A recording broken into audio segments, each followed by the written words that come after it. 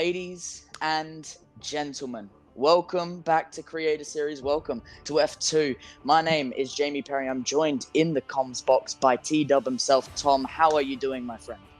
I'm very excited, very happy to be here. Last week was a debut for me. It was very enjoyable, really good race around Monza, and hopefully this can be something similar. Although we are at Hungary, of course, which does have the nickname of Monaco without the barriers, so I think we need to be a little bit careful. Yeah, I was actually about to bring that up. Monaco without the barriers, it is tight, it is tricky, it is fast as well, but also high downforce at the same time. Do you think a lot of drivers will be able to show a lot of confidence at Hungary, or do you think it's still going to be a tricky one for a lot of drivers? I think it's going to be really difficult, especially in F2. In F1, it's hard enough because it is a rhythm track. You've got to get into a rhythm really quickly. There are a lot of curbs that can catch you out as well, very slippery parts of the track. I think we could see a few whoopsies, which for us, of course, is going to be very exciting to watch. Maybe not for the drivers themselves. Yeah. Well, tell you what, we are actually getting into some qualifying pretty soon. Or actually, sorry, the sprint race. But I can't wait for some great racing around Hungary. Obviously, tyre allocation will be the medium and soft compound tyres. No, it isn't your Pirelli range of the normal C5s to C0s, because we're not using F1 cars. We're using F2s for the F2 series, obviously. And how do you think strategy will go? Do you think it's going to be an easy one for a lot of the drivers, or do you think maybe a potential safety car could get into the works and just make it that little bit harder for a few drivers? I actually think timing with your pit stop in the feature race, that's probably going to be the difference between winning and losing, to be honest. With the way the track works, overtaking is so difficult, especially in these F2 cars where you haven't got the battery that you can use to try and get that little bit of an advantage in the straight. So if you get your pit stop slightly wrong current in traffic, you're going to lose seconds, and that undercut or overcut that you're going for is going to completely take you out of the Grand Prix. So I think that's going to be the most important factor we've got to look forward to. Well, we'll go for some predictions here, but first I want to add a little statistic. Every single round that we've had in F2, starting off with China round 1, it was Rob who won the feature race. Then round 2, it was Rob who won the sprint race. Then round 3, it was Rob who won the feature race. Then round 4, it was Rob who won the feature race. So Rob has been in some capacity a winner in each round of F2. Do you believe he can make it now 5 rounds in a row where he's won rather a sprint or a feature race? I can't see it changing. He was able to extend his championship lead, which was, I think, going into the last race at Monza, it was maybe 6 or 7 points. We're now getting close to it being 40 points, which is a massive swing. Hayden Gullis, who is in second, had a bit of a stinker in the feature race, got unlucky with a late safety car, pitted for new tyres, and then got caught up in a few midfield scrapes. So, yeah, I really can't see that's changing. He's been in fine form for the whole of this season. I expect that to continue. Right. Well, speaking about Hayden Gillis, he is on 88 points, currently in P2 with Unstopped Rob with 121. So there is quite a significant gap. And obviously, you saying that Rob will be keeping that form well and truly here today at Hungary. Do you think that Hayden might be able to sneak in a win at either the sprint or feature, or is it just going to be Rob the entire time? Well, we haven't got a lot of data to go off as a sample size. Hayden did race in the F1 series back in season 3, came 7th, which is a fairly respectable result. So I'd expect Hayden to be in and around, challenging for at worst a podium probably. So Hayden will give it a good go, but he's got a lot of ground to make up because Monza was very disappointing. Right. Well, I'll tell you what, I think we are moments away from a potential sprint race, if you don't mind me saying, and I think you would be excited just as much as I am, because who knows? I mean, if we reference back to 2021 in real life, we saw Bottas bowling and took out maybe a few too many drivers, but definitely caused some excitement for the fans and commentators and the viewers around the world. So I wonder what may happen in the sprint race. The memes from that moment were they were very, very funny, I have to say. But yeah, turn 1's very difficult. The first sector is going to be I think we could see up towards the really fast kink of turn 4. That's obviously going to be a problem in one-shot qualifying because track limits are going to be key there. But yeah, we could see some drivers going for some audacious moves around the outside. That's what I'm looking forward to most. Yeah. Well, what I can tell you, ladies and gentlemen, there is one light to indicate the formation lap of the sprint race, and it is looking very competitive through every single one last of these drivers. Even people like Hayden Gillis and Rob, who now down in P19 and 20, obviously because of the championship being in P1 and P2. We cannot count out anyone else. We had Matty D13, who actually picked up the first win of the entire F2 season when he won the sprint race in China. So, yeah. Yeah, it's going to be a very, very interesting one, isn't it? Yeah, everyone's starting on the medium tyres, of course. Something I want to note from last week was, as we've got disqualified already, bad omen. I think there's been a little bit of a kerfuffle going through turn one. But Gwatz, who is starting in 6th in this race, won the sprint race in Monza by quite a distance. I think he was at least 7 seconds clear of everybody else. Started towards the front because his championship position isn't that great. So I would definitely look out for Gwatz in this race.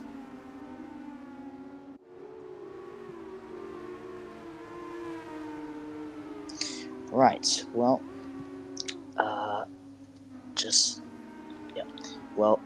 formation lap just underway at the moment, and drivers just going left and right with their tyres, but trying to get some temperature into them. And right now, I think something else we could keep an eye out is potential fastest laps. The current lap record is a 26.268, and though we are racing, there is any possibility, because that is a race fast lap. So I wonder if anyone might be able to beat that potential little small goal for any of the drivers. Certainly going to be difficult in this Grand Prix because we have all of the leading contenders towards the back of the pack with a reverse championship order starting grid. Just to go through some of the orders. So the top 5 you see there: Daniel Gilligan coming in as a reserve this week. Only Vic, Artemis, Alex Berg, and then Jess Gamer making up the top 5. We've already had those 4 disqualifications. GWAS, as I've been corrected. I apologise for the mispronunciation. Starting from 6th, head of B-Roy, Adam Sanderson, Devon Butler himself, and then Patterson in 9th. Carbon Shadow rounding out our top 10. The favourites, you're looking towards the back 5, probably the back 3, in fact, with Rob, Hayden Gullis, and Matty D13. Those are the guys that are going to be scything their way through the field, I think. Yeah, I think I can agree with you on that one. And once again, referring back to Rob, who's down in P20, has a great opportunity. And I mean, count maybe people like Punju as well. Badgerman back once again. P15 is where he stands. So there could be another good opportunity for him in the ART, and it's going to be an interesting one.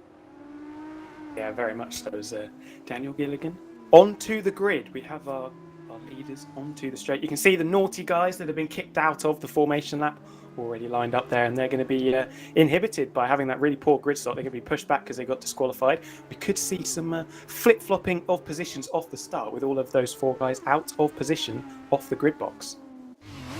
Well, would you love to do me the favour of doing lights out?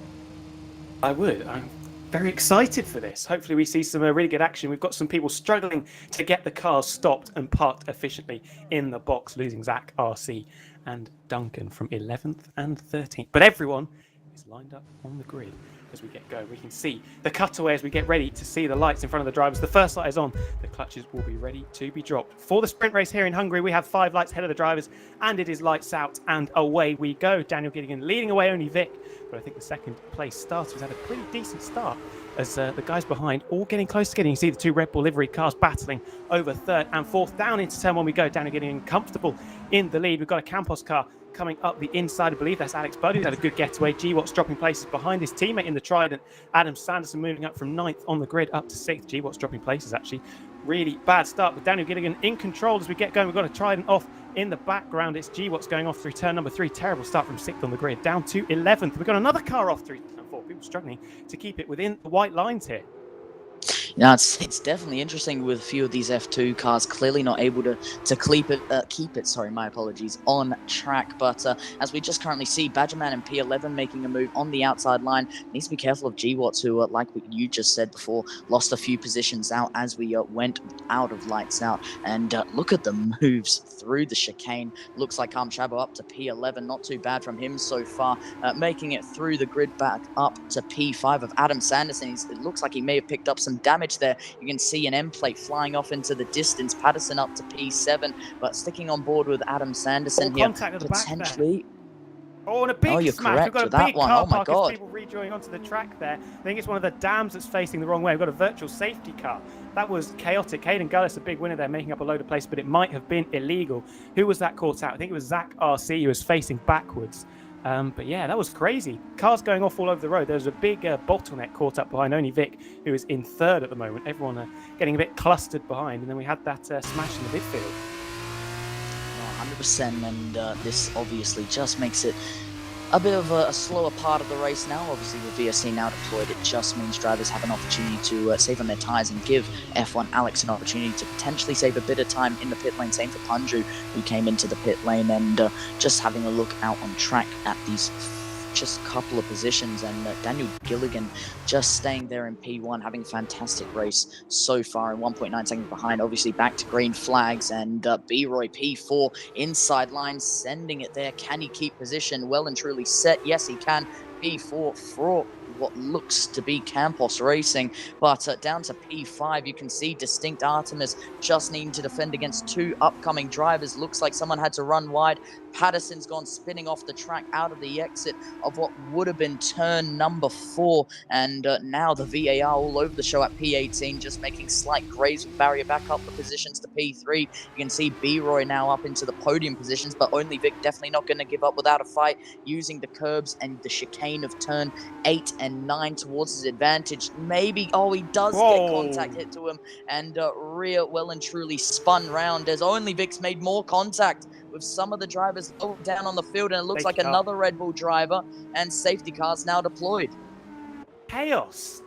People were seemingly magnetized to crashing into each other. Hayden Gullis gets a shove and a helping hand round from Adam Sanderson going through the fast turn 11, I believe that is. And people even crashing under the safety car. This is madness. It was the two Red Bull livery cars. I think it was only Vic.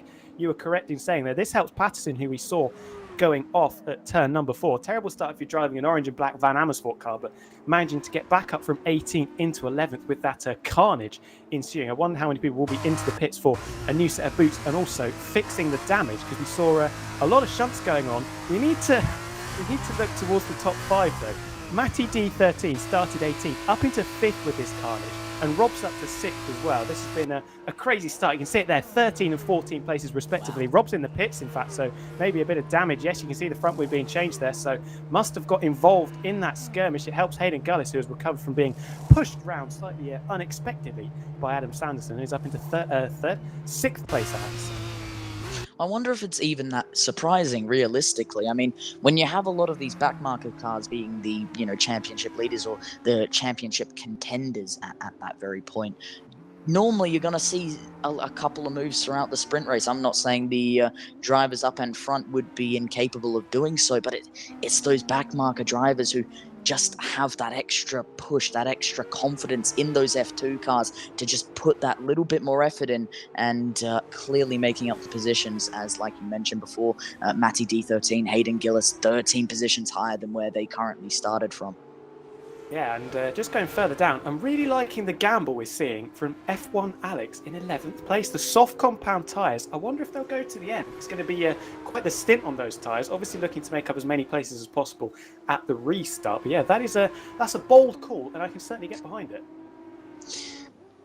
I wouldn't say I'd get behind it. However, I don't think degradation is as high as maybe other tracks. So, to be honest, it could work in the VAR's favour. I don't think he can be counted out of this race, and you also can't count any of the medium runners either, because now that safety cars are deployed, they get a couple of laps to save on their tyres, and I don't know, it could really work in their favour. Yeah, and this neutralised race is really going to help everyone, except our race leader, or former race leader before the safety car came out, Daniel Gilligan, and we saw it in the previous race. The guy that started or managed to get ahead of the pack on the opening lap managed to build out a big lead. I think it got towards 3 seconds maybe before that safety car was called, so that's been wiped out. And the problem is, he's got a lot of fast drivers now, much closer than they were at the start of the Grand Prix. No, absolutely, and Daniel Gilligan will be upset with that, and a point we probably should have brought up a little earlier, but no, Invictus Racing will not be too happy with that one, because they are they would have appreciated that gap. And now that it's depleted to the point that it has, and with safety car being that main reason, it's definitely another fight for the driver in P1. So if he can get the opportunity to once again pull away, then I'm sure the team and himself will be delighted. Yeah, definitely. A couple of penalties to speak of as well for people getting involved in those bumps earlier on. Your Sincere managed to get up into 9th place from 17th on the grid, but with a 10-second penalty hanging over their head, that could see them tumbling back out of the top 10 and away from those points-paying positions of the top 8. Further down, Zach Garcia and Only Vic with 5-second penalties as well. Probably won't affect their races too much, considering they're already towards the back of the field. Well, Alex Budd will be in P2, roughly 2.5 to 3 tenths when we do eventually get to safety car restart. That'll back up to the P1 position. But real question is, when will safety car come back in?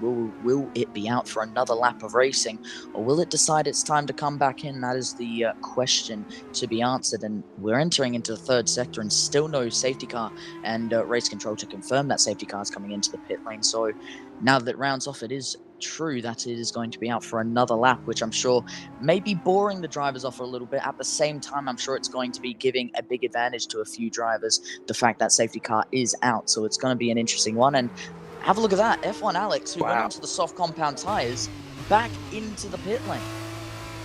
Yeah, and he's picked up a penalty for speeding in the pit lane as well.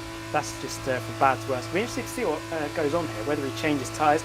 Could it be a bit of damage? That could be very surprising if it's under the safety car, or maybe just not fancying the Tom the Bomb soft tyre strategy. No front wing there, and coming in for what looks to be another set of soft compound tyres. So I can see what the tactics are here, trying to give yourself the freshest set of soft tyres possible. And he's managed to take 2 laps, I think, off those compounded tyres. So gets a brand new set of boots, but does drop back to 19th place. We've still got a little bit of a field spread with the guys at the back yet to catch up to the snake, but interesting tactics. And well, the track position that was there has now been eradicated. It has indeed, but hopefully safety car in at the end of this lap time and overall. But if that is the case, then cannot wait for some racing to come upon us. Alex Budd needs that better getaway, not only from the line, but from this safety car, because clearly not getting the most of it, and would well and truly love that to work in his favor. Safety car in the second sector, but we'll be approaching the third, and that is when we can answer the question, is safety car out for another lap, or will it finally decide it is time to go back to green flag running? Well, about to enter now. Your answer has been given, and safety car is in this lap, so race control has given us the confirmation. Hayden Gillis in P6, he's done fantastically so far. Right now, with his current positions, he's had over 13, same as Matty D13. Really been able to slice through the field. Let's switch over to Daniel Gilligan in P1. What can Invictus Racing show right now? Entering into the third sector, needing to get those tires up to temperature. It looks like he has pulled the trigger already through third gear, 6,000 RPM as he's currently in that third gear, gets it down flat to the floor, and now green flag running is pulled here in Hungary all over again. Invictus does get the getaway, that he needs. 8.5 tenths currently separates Alex Budd and P1. Another big lockup for the F2 car in P2, and someone has damage. Can you give a bit more information on that? Well, I think it's B-Roy. You can see it there. He's missing half of his right-hand end plate, so I'm not quite sure what's happened there, whether it was under the safety car or whether he's decided to stay out with damage, as he did last week in Monza, let's not forget. Out in front, though, Daniel Gilligan brilliantly doing an excellent job off the restart. Picture perfect, you have to say, as he dropped the 2 Campos cars, and now it's G. Watts, Matty and Hayden Gullis sort of bottled up behind Alex Budd in second. B-Roy's doing a really good job, though, because this first sector with half a front wing is very challenging, and he's actually under pressure, though, as we say it, from G. Watts up into the chicane of turn 6 and 7. Will he send it up the inside? No, he doesn't. Thinks better of it, decides not to mount over those enormous apex curbs, and holds on to 4th place for the time being, but got very quick drivers behind. B-Roy's a little bit out of shape, though, struggling with understeer, and I think he could get swallowed up in a matter of corners. Well, another thing we have to mention is the fact that GWatt's up to P4, 2 positions higher than where he started. And we obviously reference back to Monza last week. Then we would have seen he actually won the sprint race. And oh, have a look at that free position game for GWatt. Uses that outside line and obviously using the advantage that B-Roy has because of that front wing damage and running wide out of the exit of turn 12 and 13. But whatever the case may be, GWatt's making the absolute most of it. Matty D13's going to follow through on it as well. B-Roy refusing to come into the pit lane. He clearly just wants track position over anything else at this current time. Mediums for most of these front runner cars, and down the inside does go B-Roy late on the brakes, second gear, locks his tire, however, so back move made by Batty D13 back up to P14. But as I mentioned before, GWatt's in P3 could get a really good opportunity to potentially go back to back on sprint races. But Daniel Gilligan nearly 2 seconds behind, 2 seconds ahead, sorry, of the rest of the field. That could be a really good opportunity for him to try and fly away. 3-second time penalty for B-Roy. Yeah, disaster just starting to tumble through the field. Thank you to the guys in the chat who've managed to suss out what it was. Concertina effect in the penultimate corner under the safety car. So I'm surprised there wasn't a penalty picked up by anyone there, because contact under safety car does usually lead to a time penalty. But yeah, brilliant stuff there. And I assume B-Roy, as he picked up that 3-second penalty for corner cutting, is going to lose a few more places with Hayden Gullis and Rob, who's made up 3 places on this restart behind. And Badgerman in P14 making a move just up to that position. But Adam Sanderson, also known as Devin Butler, the voice actor who plays him. But P15 is where it currently stands. And if we move up to P7, looks like a move currently being lined up for ART. But outside line for the Alpine livery car. Can he make the move stick? No, early on the brakes. Third gear rotates through number 13. But doesn't look like he got the grip and traction necessary. But he is going to go late on the brakes all over again. Out of the exit of what would have been turn 14. Does he get the move stuck in stone? Yes, he can. And P6 now stuck in stone for Rob. Yeah, brilliant stuff. Opportunistic as Hayden missed his apex going into the final corner. They're both going to try and battle down into turn 1. Hayden to the left-hand side. Rob goes very defensive, holds on to that position for now, but will he be out of position coming out of turn 1? Matty D13 up into 3rd place further forward. We're going to watch these two, though. The 2 championship protagonists who have seen their championship battle disintegrate in the previous race, and that is a little bit messy from Hayden Gullis. He dummied him over to the left-hand side and then smashed into the side of the Alpine livery ART car. Managed to get through. I wonder if Rob will be a little bit peeved off by that overtake from Hayden Gullis, because they did make contact, and the 2 title protagonists crashing in the opening sector as the other Alpine livery car of yours sincerely. I think Rob's going to give it a little bit back, though, into turn 5. That was clean as you like, as Hayden Gullis has got damage there. You can see we didn't pick it up on the initial contact as Alex Budd batting with Matty D. Hayden does have damage, and an opportunistic move to try and get that position back has very much not worked. Yeah, clearly not working in the favour of Pramer, and on top of it not working in his favour, he's got 2 corner cutting warnings and could be picking up a 3-second penalty very, very soon, and that would just make things bad to worse for the Pramer car. Going on board with Rob in P6, but it doesn't do it. Let's move back up to the podium positions. P3 of Alex Budd fighting away with GWatt in P4, and there's been a battle so far for the last couple of laps, realistically, and a few dive bombs and a couple sends down the inside has seen these drivers continue to fight away. Lap 9 of 14 as we go over the timeline to start what will be lap 10. DRS now active on GWatt. Could there be an opportunity for a move down to turn 1? Doesn't look like it, just a bit too far away, and these drivers will continue to be nice and close to each other, making sure opportunities could come upon it. Leroy around the outside of Rob in P5, doesn't get the move stuck in stone, however stays in P6, but clearly, oh my god, look at that. P3 of Alex Budd now fighting away with P2 of Matty D13. Can it get started? Oh my god, now GWatt is maybe going to get involved, just needing to maybe find a potential sneak up. Can't get it done, has to back out of it, down to 4th gear, now gets the rotation and throttle that he needs, has the outside line going into corner 5. Can it finally be a move stuck in stone for Trident? Trident does get it done, and GWatt's up to P3.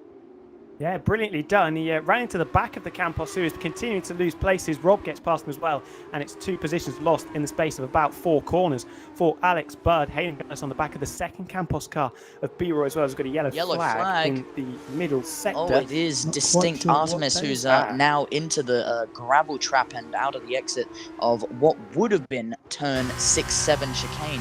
But Hayden Gillis apparently on the move, and have a look at that. Prema down the inside, and B-Roy just in P7, just maybe looking to come back at him, and he does do it inside line late on the brakes. Second gear rotates through what would have been turn 13, does get it done back on him, and Prema now looking once again bad to worse. Hayden Gillis after move just seems to be re-overtaken. Now re-overtakes B-Roy back up for P6, but this is rough fighting from P6 at the moment. And now we're going to get Punju getting involved, and Punju contacts Punju and P8, now down to P9. That could be front wing damage, and it is. He is losing an end plate on the right-hand side, and really is going bad to worse for a few drivers. Hayden Gillis currently in P6. He's now defending apart for a few drivers, but this is really starting to not work in the favor for a couple drivers. Yeah, it's getting very messy. People fighting very hard. Punju pitched into the wall down the start-finish straight as he almost got pinballed between the two cars there, and that is disastrous for the Dams team. Hayden Gillis seems to be a magnet for contact in this race at the moment. Further forward, Rob on the back of G-Watts and Matty D13. Potential second place for Rob, which is the same as he got last week in Monza in the sprint race. Daniel Gilligan, though, controlling it nicely out in front, 3 seconds the margin, back to the second place man.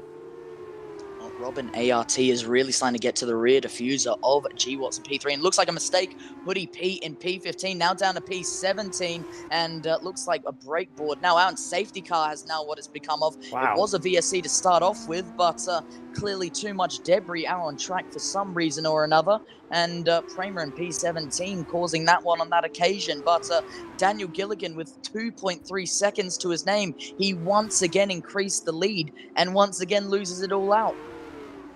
Yeah, it's not ideal. That safety car, I don't know if the safety car was needed, because it looked like Hoodie Pete was able to get going again without too many dramas, apart from a bit of front wing damage. Daniel Gilligan's into the pits, though. This will be for the soft compound tyres, but he gets the penalty for speeding in the pits. That could be race over, especially as some of the drivers around him stay out. Matty D13 takes the lead of the Grand Prix. I think Alex Budd may have picked up a penalty in there as well.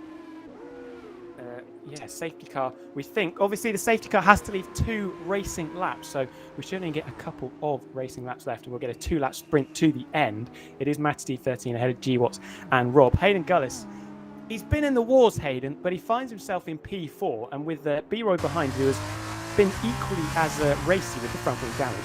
Hayden could be looking at 4th place, which for all the escapades and potential blunders that Hayden has been involved in would be a very decent return, even though his main championship rival, Rob, is the driver ahead. You can see Devon Butler, Adam Sanderson changing a front wing in the pits as well, down in 18th, and that looks like a very long pit stop, it has to be said, for the Trident team.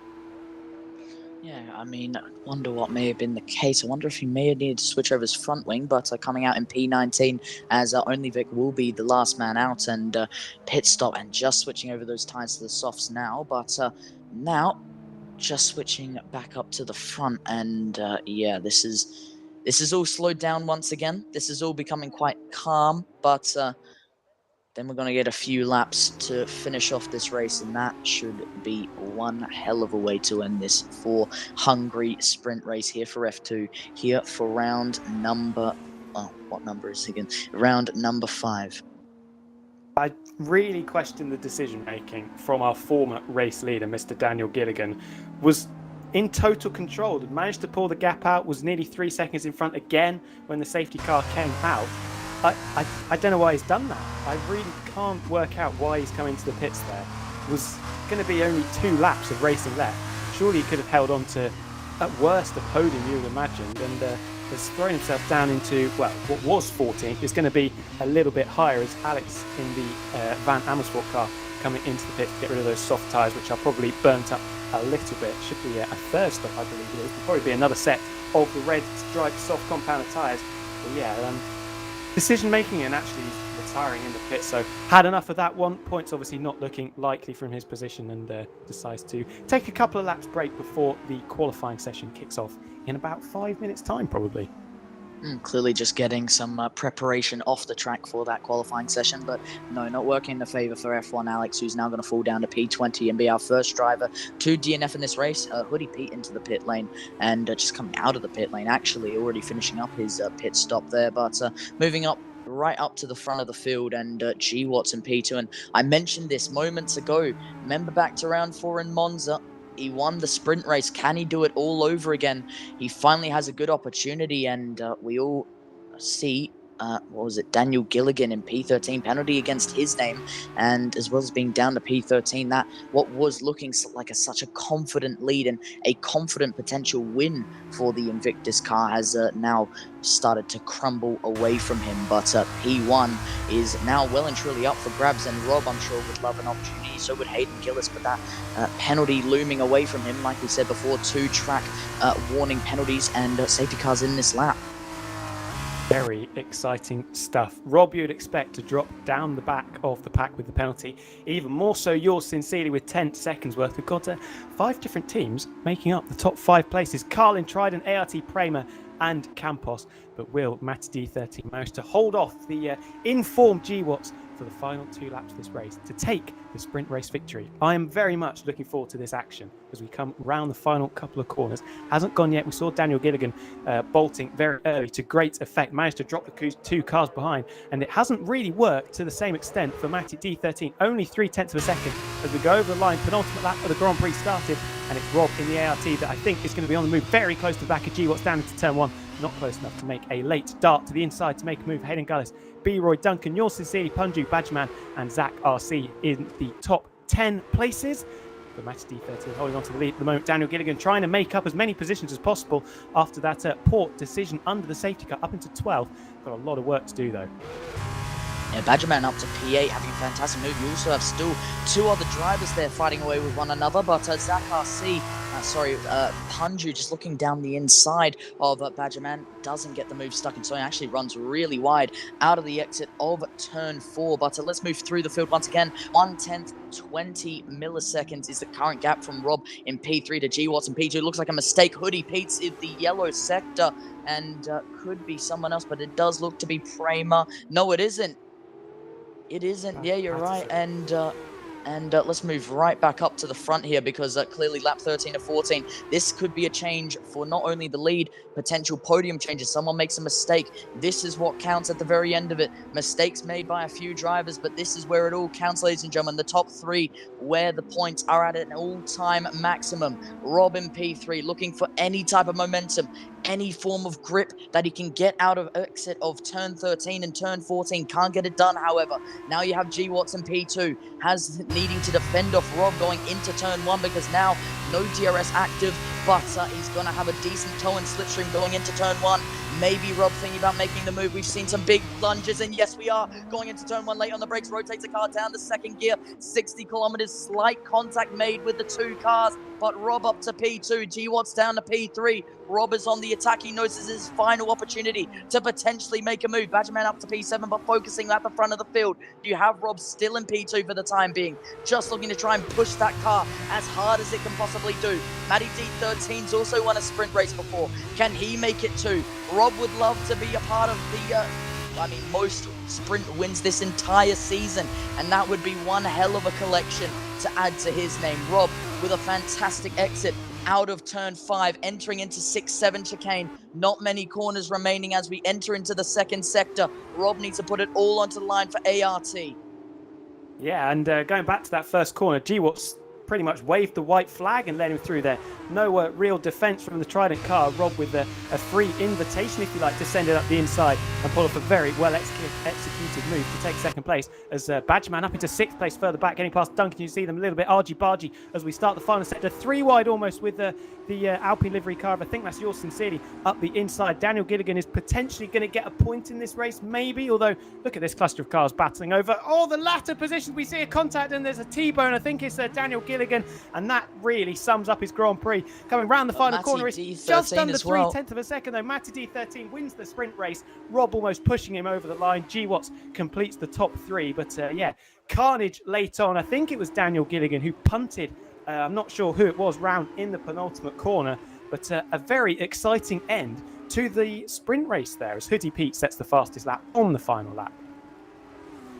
Well, what a race, and very, very close between the top three at the very end. As you can see, a tenth and a half separating P1 and P2. It looked like Rob was really on the attack right there, but lost out, on a few tenths just through some of those corners. And maybe if he didn't just get a bit too excited on that throttle, we could have seen a completely different result there. But either way, it is Rob P2, and it is P1 to Matty D13, who now picks up his second sprint win of the season and his second overall win of the season. Yeah, excellent stuff. Rob, a little bit deja vu from last week, to be fair. Came back through to finish second, but was a lot closer than he was last week. But look, the two guys that started 18th and 20th for a sprint race around Hungary, which is one of the hardest tracks to overtake on, have finished first and second. And Hayden Gullis, he was in the wars, but with front wing damage coming from 19th on the grid to finish fourth. The three big guns, if you like, have managed to make their way through to the top four very nicely. GWAT's with another podium finish in a sprint. That one, Rob as well, 8 points, and that championship leader needs every point that can come his way. So, yeah.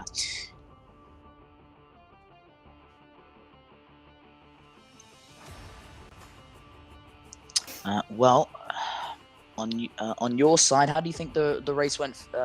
Not rate for you, but how do you think the race went? It was action-packed. I think that's the best way to describe it. Messy as well. We saw a lot of collisions, especially earlier on in the Grand Prix. The faster guys were making their way through the midfield contenders. Some messy incidents. Punju, we haven't mentioned that. Punju finished sixth, was pitched into the wall at over 150 miles an hour a few laps before the end. So brilliant recovery there from Punju. I think probably 50% of our drivers have finished the race with front wing damage, which is not the ideal way to attack a sprint race, but if that's how the feature race is going to be, then I am all for it, because one-shot qualifying, as we've seen so far this season, can really spice up the order a little bit. Oh, it definitely can.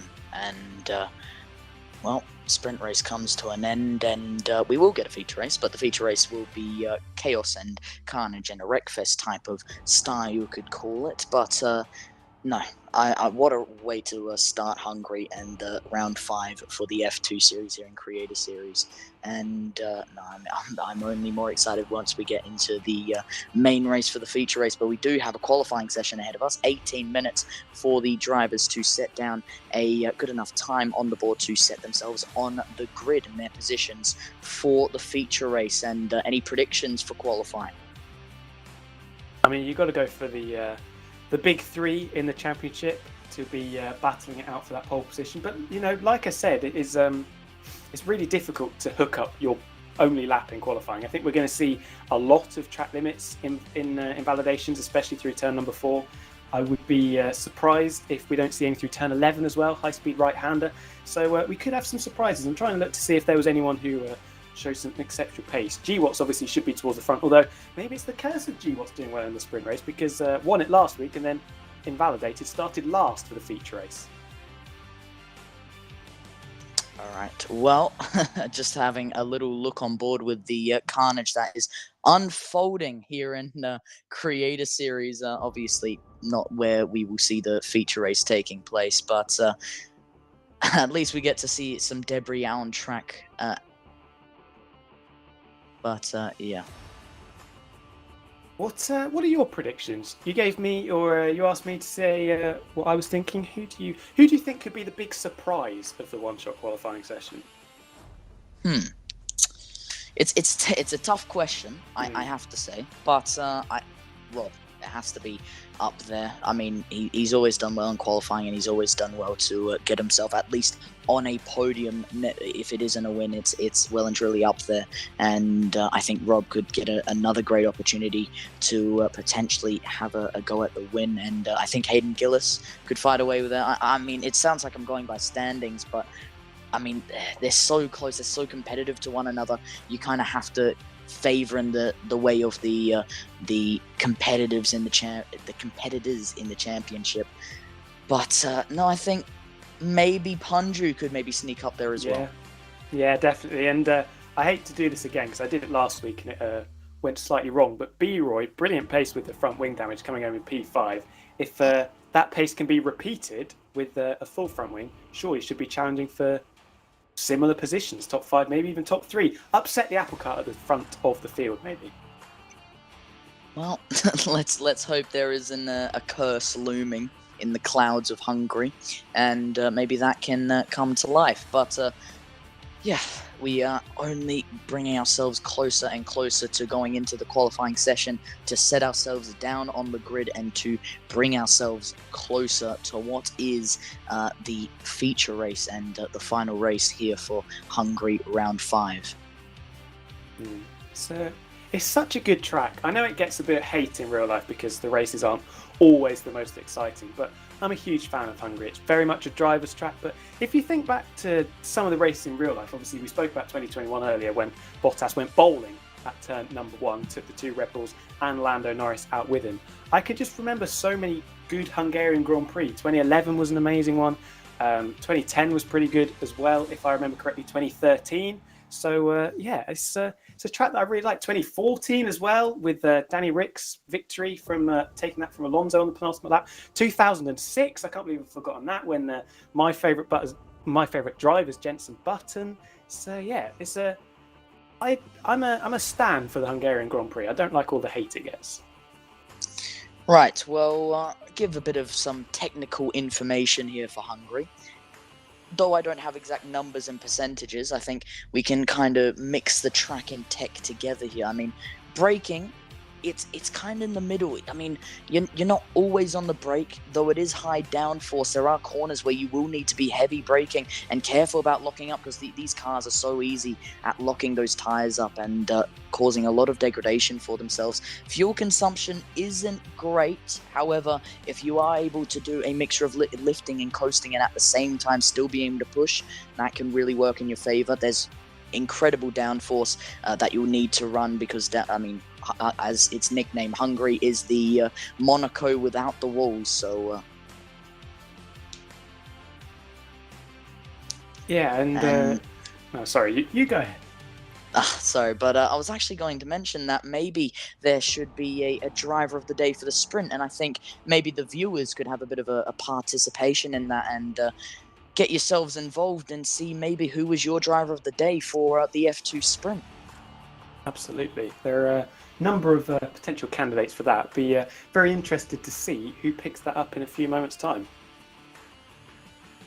Well, whatever the case may be, there will be a driver of the day for the sprint race, but there will also be a driver of the day for the feature race. And I mentioned the feature race because we're going to be getting into qualifying very soon, and that will set the grid for the feature race, and who knows how that will play out, as we've seen so many different results and so many different things take place in the past. But yeah, we're bringing ourselves closer and closer to it. But no, I love Hungary. Hungary is a fantastic. I think it's quite underrated, or maybe even I wouldn't say it's overrated. There's so many tracks out there that maybe are spoken about a lot more, but Hungary is a fantastic track, and I think probably one of my favorite tracks on the calendar, realistically. Ooh, would I go that far? I'd definitely say it's up there. It's definitely towards the front. I'm not sure if you. I know I've just bigged up Hungary previously, but yeah, I wouldn't say it's a top 5 in my opinion. To be honest, I would, but you know, having mixed opinions is fine, and I think, yeah, for me, a top 5 for Hungary is there because I think, like I said, it's just very underrated. You know, it's used more than just F1. It's also, you know, used in GT as well. It's such a diverse track in how it's used, and its technicality just makes it so different from anything else. You know, so yeah. Unpredictable weather as well. That's something that you have to bear in mind with Hungary as well. It's a little bit like. Maybe not quite to the same extent, but Malaysia, we saw that had some crazy weather storms. 2009, probably the famous one where we had to have half points because of the deluge that occurred in Kuala Lumpur. Yeah, unpredictable weather always throws a spanner in the works, so that probably gives it a few plus points. I think if we're talking about great tracks with unpredictable weather, I think Brazil has got to be top for that one. 100%.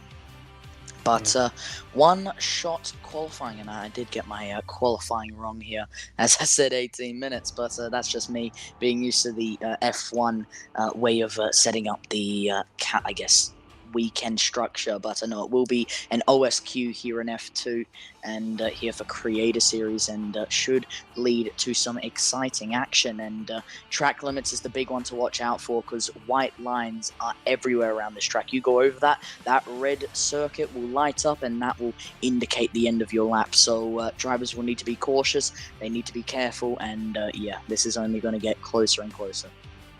Yeah, and we are about to get going, and a couple of things to bring up as we begin the start of one-shot qualifying. Obviously, it is a very difficult thing to cover, of course, because you've got people changing positions so many times. GWATs with the straight line speed maybe going over the line in third. But yeah, if we look at our top two, Rob has only qualified on pole once, but hasn't qualified outside of the top three. And Hayden Gullis, with the exception of qualifying second in Monaco, has been fourth or fifth on the other occasions. So interesting stuff to note there. So the big guns, if you like, won't always fill those top three places on the one-shot qualifying grid. Well, I mean, speaking of big guns, Rob, I mean, just in that last couple of corners, especially out of the exit of turn 2 and 3, he's been able to retake P1, and Hayden Gillis up to P2 as well. F1 Alex fighting away with Hayden Gillis, at least virtually. These are qualifying lap times, and to just give a bit further detail to it, this is looking very exciting. But purple in the second sector for Rob, which is just going to intensify and just really structure down that potential provisional pole that's going to work in the favor. If we go down to F1 Alex, however, he isn't a full way off, and especially Hayden Gillis, who is merely tenths off at the moment between Rob and F1 Alex, who now takes P1. Hayden Gillis with a purple in the second sector, and I referred to purple in the first, for Rob, but Hayden Gillis into the third, now having that confidence going into turn 13, needs to rotate well, and does get it. Can Hayden Gillis take P1 on the board once again? Now into turn 13, only has a single corner to go. Rob's going to get close. It doesn't seem to work in his favor, and it is going to be Hayden Gillis with provisional pole and pole position 129.334. Wow, Rob with an uncharacteristically poor final sector. Was about 400ths of a second quicker than Hayden in the first sector. Hayden then pulled back a tenth in the middle sector, which is why we saw him in the lead. But then nearly 2.5 tenths difference between sector 2 and sector. 2.5 tenths difference between the sector 3 times, if I can get the words out. And Rob was actually slower than the majority of drivers behind that made up the lower reaches of the top 10. So interesting stuff to note there. And 2.5 tenths, or just over the gap between the two drivers for the qualifying session. First pole of the season for Hayden Gullis. F1 Alex, though, in third. Brilliant effort to be just under 3 tenths per second back. Matt D13, Punju, Adam Sanderson, Badger Man, Zach RC, Artemis, and then Jess Gamer rounding out our top 10. B-Roy just outside in 11th. And Daniel Gilligan, who hopefully can make up for the blunders in the sprint race, qualifying 12th there. Well, your grid is set, ladies and gentlemen, and what a grid it is. I mean, qualifying taking quite a turn entering into the third sector. I mean, out of the what you could call the exit of the second sector, it did seem to be working in maybe F1 Alex's or Rob's favor, but then Hayden Gillis just being able to make up so much time, that corner exit at what would have been around turn 10 or 11, he was just able to really make the most of it, and the Prema does set himself on pole position for the feature race. And now, ladies and gentlemen, this is where it counts. This is where it all matters towards. It is feature race time, and this is where things just spice up a little bit more than what the sprint or qualifying could ever do, and we get to see the most action out of any other session. I wonder if what the drivers saw in the sprint race will change what their strategy is for this feature race, because we went into this thinking that overtaking was going to be very difficult and the timing of your pit stop was going to be crucial. But it seemed like the drivers were able to make their way past other competitors with relative ease, as long as they weren't banging into each other and breaking their front wing. So maybe the impact of the timing of your pit stop might not be as key as we first thought. Right. Well, whatever the case may be, timing or not, strategy is still going to be a very beneficial part of this race. And however the case may be, formation lap does get underway, and Prema rolls away from the P1 grid, and Yeah, and obviously the compound allocation being between mediums and softs. And if we have a look at the grid, you can see very clearly we have a very big mixture between medium and soft compounds. Hayden's actually started on the softs, and Rob's clearly going for a longer stint on the mediums, and it just kind of divulges from there. A lot of the midfield from P7 down to P10 on those soft compound tires, and this is really going to start getting a bit spicy on strategy, seeing how diverse these tires are. Yeah, really interesting that we've got an almost 50-50 split here between softs and mediums, something that I, for one, am very pleased about. It means we will get a nice variety of when people come in for their pit stops. I wonder if Hayden's going to be thinking about last week, because him and Rob were on different tyres for the start of the race, and it ended up backfiring for Hayden because Rob went onto the soft tyres later and then managed to get past him and win the race as Hayden got caught out by a late race safety car. So I wonder if that will be playing in the back of his mind for this feature race here. Well, either way, a lot of these drivers have been waiting over 7 days for this opportunity to come here in Hungary, for them to go racing all over again. And Hayden Gillis snatching that pole position. He has the best advantage, and on that grippier line compared to P2, P4 runs down from every second driver from P2 onwards. But yeah, this is getting tense, and I can feel the nerves in the drivers. I'm not even in the racing seat, but I can feel it in them. I can understand that they'd be very, very nervous at this point, and I wouldn't blame them. Yeah, second-hand nerves are quite a difficult thing to deal with. I just want to mention Punja as well, starting from P5, also on the soft tyres. Got to watch out for him. Was only half a second down in qualifying and showed some very good pace when he had all of his car remaining in the sprint race. So definitely watch out for the Dams drivers starting from fifth. Well, Hayden Gillis needs to try and make up some points in the standings. This is the first and real big opportunity for him to make a bit of a comeback. Can Hayden Gillis do so? Well, that is a question we'll have to answer after 19 laps of action. Here we go, ladies and gentlemen. Grid just starting to line up, and Prema just needing to try and get this perfect. And can he do so? It does look like he gets nice and neat on that yellow line, and all drivers start to follow up right behind him. And here we go. A few drivers just leaning behind from P20 down to roughly P17, but Hayden Gillis, will he do it this time round? Well, from P1 to P20, nearly everyone's on the grid. Green flag is waved. 1, 2, 3, 4, 5 red lights. The lights go out in pedal to metal here in Hungary. P1 of Hayden Gillis does get a good getaway. Looks like yours sincerely down to P14, already making a move or two upwards and moving back through up the field. Zach RC in P7 making another position upwards. Let's move back up through the field. Looks like Rob in P2 looking for a potential opportunity against Hayden Gillis in P1, but Hayden defending well. F1 Alex up to P2 now as he's using the outside line towards the advantage. Switches to the inside going into now turn number 3. Can he make it count? No, has to just back out of it, but could have potentially thought about making the offensive move for Hayden Gillis. Does get a perfect exit out of turn 4 now. So up the hill towards now there. And purple in this first sector for F1 Alex. Squeezed wide by Prema. Hayden Gillis is still there though. And using that outside and just throttle input towards the advantage. Yellow flag. Looks to be Alex Budd into the gravel. Sorry, not gravel, but at least a part of the cement where it will lose you significant amount of time. While we were speaking about that, P1 of F1 Alex now up into the lead, and Hayden Gillis just suffering a bit. Outstanding start from the Van Amersfoort car there. F1 Alex just chucked it around the outside of turn 1, made it stick going past Rob, and then side by side with Hayden for pretty much the entirety of the second sector. Got it done through the chicane of 6 and 7, and now leading this race. And we saw just going into turn number 8 that Rob having a little look up the inside of Hayden and having to stay behind for now. Further back, Punju losing a place, Adam Sanderson losing 2, and Jess Gamer as well, I think, got involved in the scrape with Alex Budd because from 10th on the grid, dropping down into 18th. Hayden Gillis only 4.5 tenths off. You're sincerely up to P15, but just focusing on the front here, maybe just monitoring the gap at the moment. F1 Alex with fastest lap, 38.240, and clearly wanting to try and pull away from the rest of the field. We saw him. He led Punju just apparently up the inside, and you can see P5 inside line and just trying to get a bit more rotation in that car, trying to get the throttle down quicker than the Red Bull liveried of Matty D13, but it is going to be not Dams Racing, who could get the opportunity and does squeeze him out, which keeps him in P5. Yeah, brilliant stuff. The Carlin of Matty D falling off the road there, going through turn 3, and Punju in that Dams car, getting back up to where he started into position number 5. And now Matty D with Zach RC all over the back of him as well.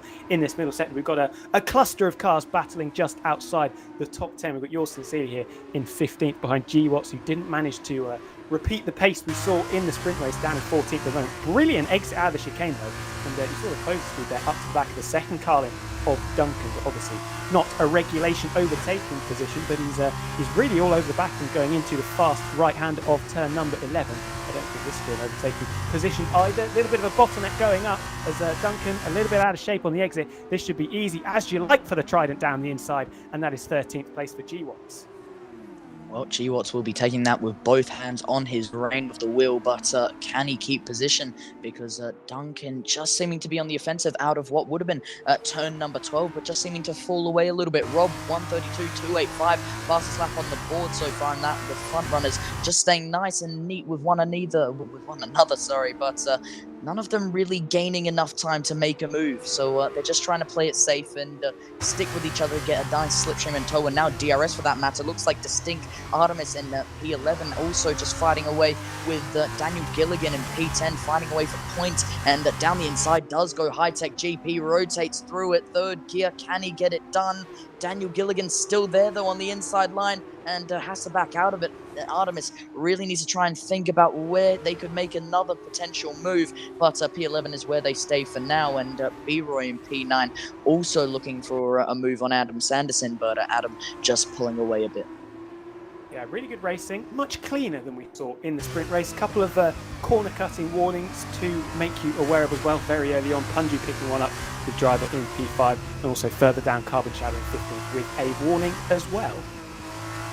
Yeah, well, right now 410 separate P1 and P2. That has almost increased a small amount, so I'm not really working in their favour. Let's go to Punju in P5, who's only 2/10 away from Badgerman. These caps are just deciding not to rather come down or come up. They are so close to one another at points, but then they start to separate. And Hayden Gillis, like that exact point I make, 2.5 tenths going into the exit of 13 and into the entry of 14. Now it becomes 4 tenths all over again. It really is all about momentum, and though DRS is a helping hand, the driver's pace and overall just, I guess, sheer determination will be the main reason if you win a race or not.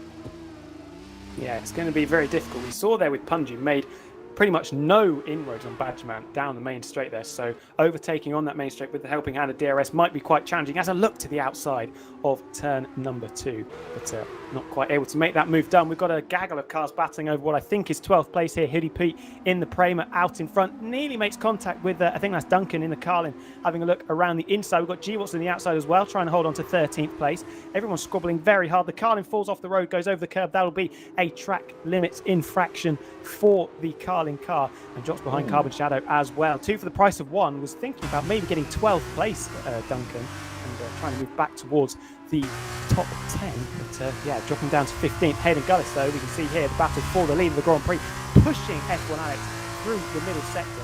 And I don't think the Van Amersfoort car quite has the pace compared to the Prema, and is that a nice run? No, had to check up a little bit on the exit. Hayden's going to have to sit behind for the time being.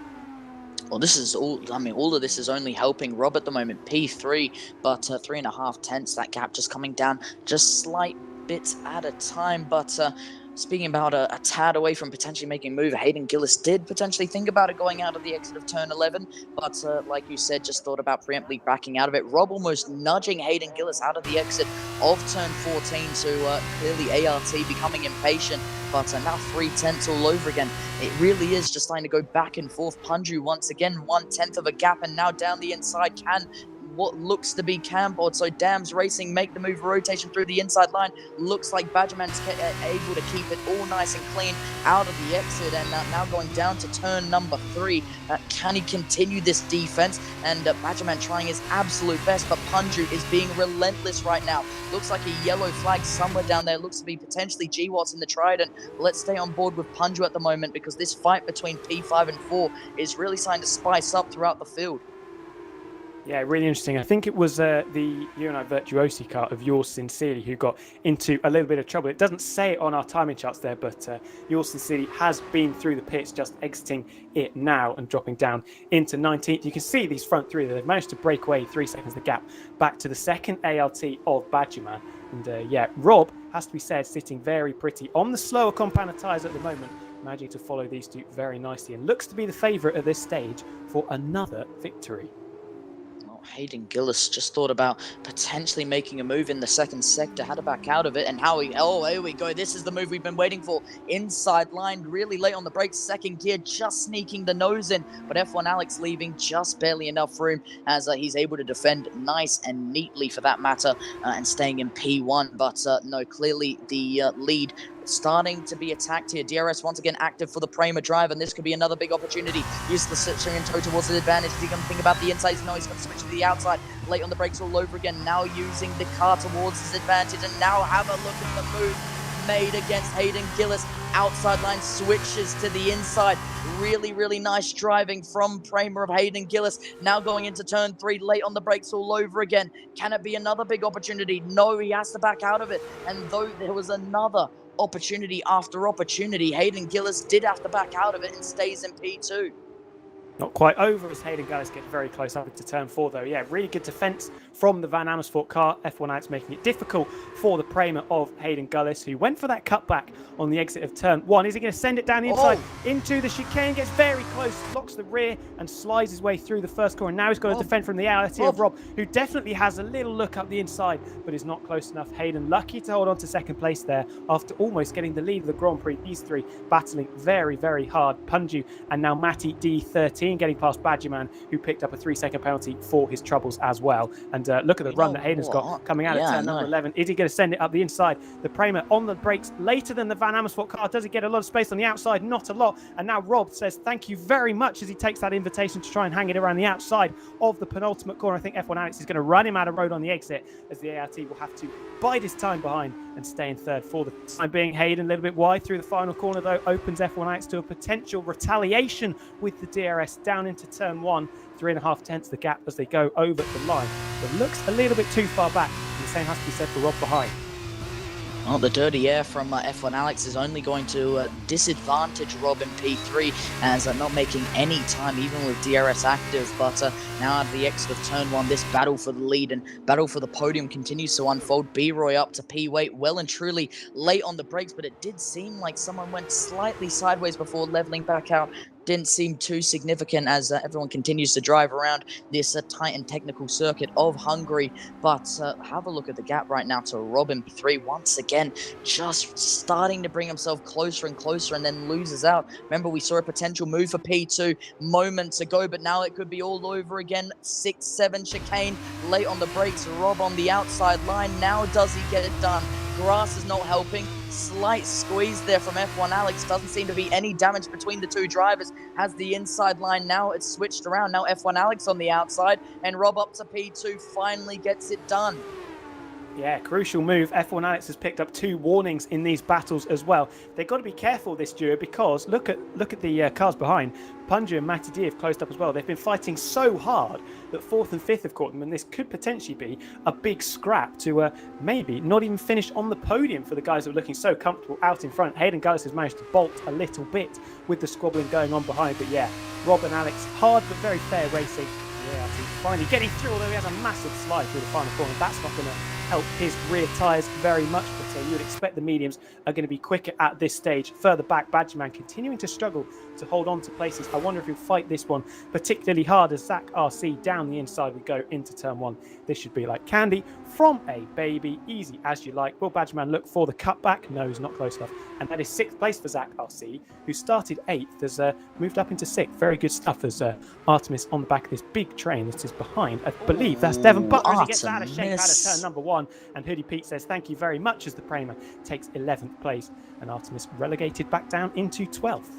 No, about to mention P11, and all of a sudden just gets a bit too excited on the throttle, getting a bit too overzealous there, and P12's where he now stands. And Hoodie Pete thought about the outside line against Adam Sanderson. That didn't really work in their favor. 4:10 separates Matty D13 in P5 to P4, and a couple pit stops taking place as Jess Gamer on the new, fresh, medium compounds. But should keep a good note here that if we went back to the 2022 real-life strategy that was used around Hungary, the soft runners did come into the pit lane in lap 8, so I wonder if we may see a few cars coming in. Yeah, it's going to be interesting, but the soft tyres clearly still very good. Hayden Gullis was 2/10 quicker than Rob in the first sector, a further 4/10 quicker in the middle sector, and is pulling away out in front. 2 seconds the gap now. F1 Alex, I think, is struggling, and yes, does come into the pits. So had enough of those soft compound tyres. I believe Punju's followed them in, yes, so we are going to have a scrap in the pit lane who can get the best stop out of the Van Amersfoort and Dam's car. And we've got a whole gaggle of cars coming in as well. Zach RC and Badgerman joining them in the box. Badgerman just getting a bit too close with his nose to the rear diffuser of Zach RC, but at the very end of it, just keeping it nice and clean, and no 5-second penalties given out to any of those soft runners that are coming into the pit lane. Moving back up through the field, though, looked like Hoodie P was looking down the inside, just having a bit of a sneak peek, see if there was an opportunity, but too far away for that to happen, and staying in P7 is Adam Sanderson up to P6 with 8-lap hold medium compounds. More people into the pit lane behind from 13 to 17.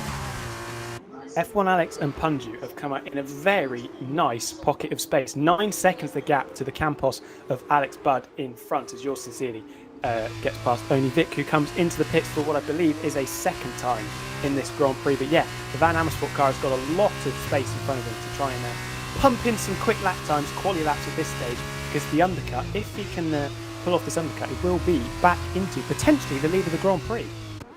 Yeah, only Vic just coming out of the pit lane in P20, 33 seconds behind. That is going to be one hell of a gap to try and trail back at the moment. Hayden Gillis, 2 seconds now ahead of Rob.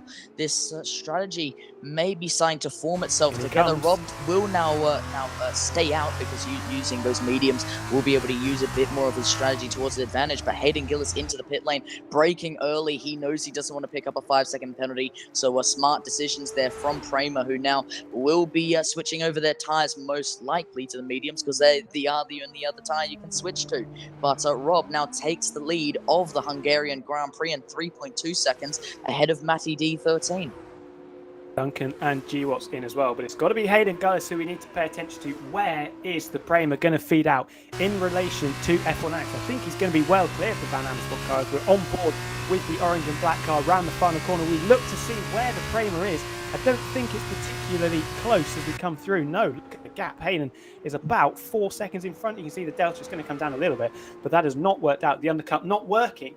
And Hayden Gullis has got a nice buffer to the cars behind, and he's going to have an undercut over Rob as well. So that gap out in front should probably extend from the 2 seconds we were looking at before. Carbon Shadow picks up a 3-second penalty, and that is not going to be ideal for the driver running in 8th place. Hoodie Pete in P6. He's currently lining up a move potentially into 6-7 chicane, but lost a couple of tenths out of the exit of turn 5. So still right behind the Trident driver of Adam Sanderson, but won't get an opportunity at this very moment. But P6 will be on the lookout. Another good exit through there, but Adam Sanderson up to P5 now, and those 9-lap old medium compounds working as a very good strategy and a very good, foundation for a pit stop. Yeah, and well, Rob's into the pits, the race leader's in. I was waiting to see what Hayden Gullis' middle sector was looking like in comparison with the ART car, but Rob has bitten the bullet. He's going to come in. Hayden purple. Oh no, sorry, it's F1 Alex who's purple in the middle sector. Is 1.2 seconds quicker than Rob through that part of the track. Has managed to close up by a further second to the back of the Pramer of Hayden. drop Punju out of DRS. So this could be crucial as Daniel Gilligan picks up a penalty for speeding in the pits. It's a lazy penalty to pick up, it has to be said, and will probably scupper any chances of some really decent points paying positions. Where is the Prema car of Hayden Gullis as we come out of the pits with the ART? There goes Hayden, is going to be comfortably ahead. Now we need to look for the orange and black Van Amersfoort car. I think they're side by side as the ART comes out of the pits. They're not side by side. Oh, they are. I thought Alex was going to take that place. Round the outside he goes. He does get ahead of Rob. This has not worked out for the championship leader, dropping back behind F1 Alex. Crucial stuff, and that undercut really working for the orange and black Van Amersfoort car. Set a brilliant middle sector, was 1.2 seconds quicker than the ART, and that was really what broke the camel's back. One thing we can't count out is Rob's strategy here. Though he is down in P7, yes, he has been overcut by Hayden Gillis. He is on those soft compound tyres. He has 8 laps left in this race, 9 if we're including this one. And this could still be a big opportunity for Rob to still gain some time on Hayden Gillis, and potentially come back at him. But right now, Hayden making the most of his strategy on those mediums, or soft 2 mediums, and P5 where he stands. But virtually, he does lead this race now. Well, he's got a Van Amersfoort car to negotiate if he's going to get back up towards Hayden Gullis, who himself has traffic with Carbon Shadow in 4th ahead of the Prema. And this is going to be helping these two try and close even more, as Hayden, I think, is centred up the inside. No, he's actually been let go by Carbon Shadow, so not leading to much time loss. You can see how close Rob is going around the penultimate corner. He's looking to try and get this overtake done. He'll be trying to get it done into the first corner. Well, he might do it before then. Just sliding out wide is F1 Alex, not quite with the same grip that the brand new soft tyres have got. And Rob, easy as you like, sending it up the inside up into 5th place. That is now 4th and should be 3rd as Matty D13 is into the pits. And I don't think F1 Alex are going to be able to retaliate around the outside. And that is 3rd place. And now we have a 7-lap charge for the ART car to see if he can catch up to the lead Prema of Hayden Gullis. F1 Alex is also on the charge for a potential P3.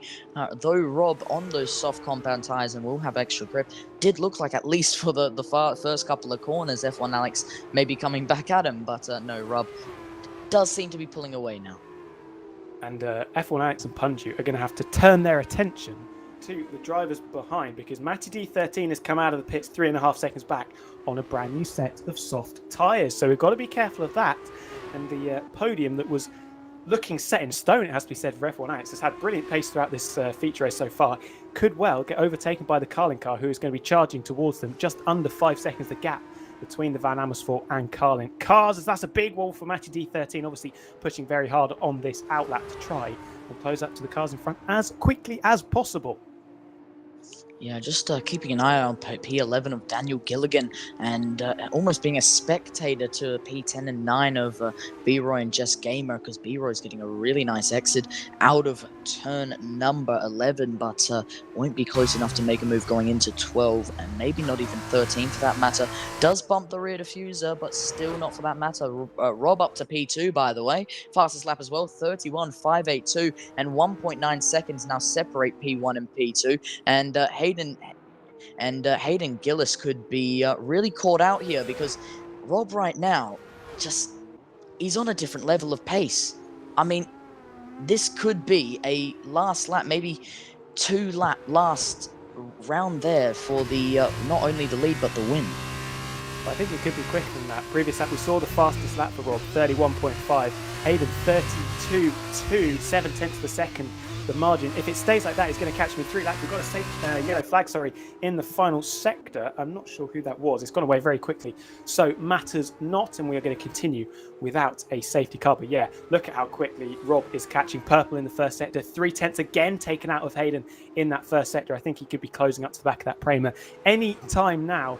Next is a matter of time before Hayden is going to relinquish the lead of this feature race. And Artemis with a 3-second...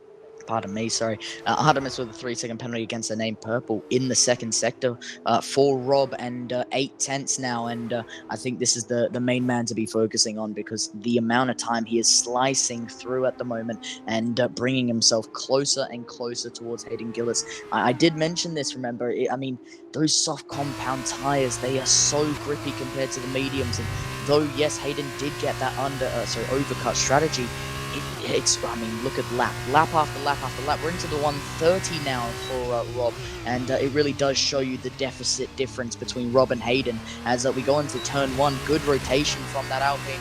No less because of that grip, and going into turn 3, can there be an opportunity for the lead? No. Rob just being patient with it. He knows he has the extra grip. He knows he has the opportunity. He's going to take his time before he gets the best, may I add, opportunity to make the move stick.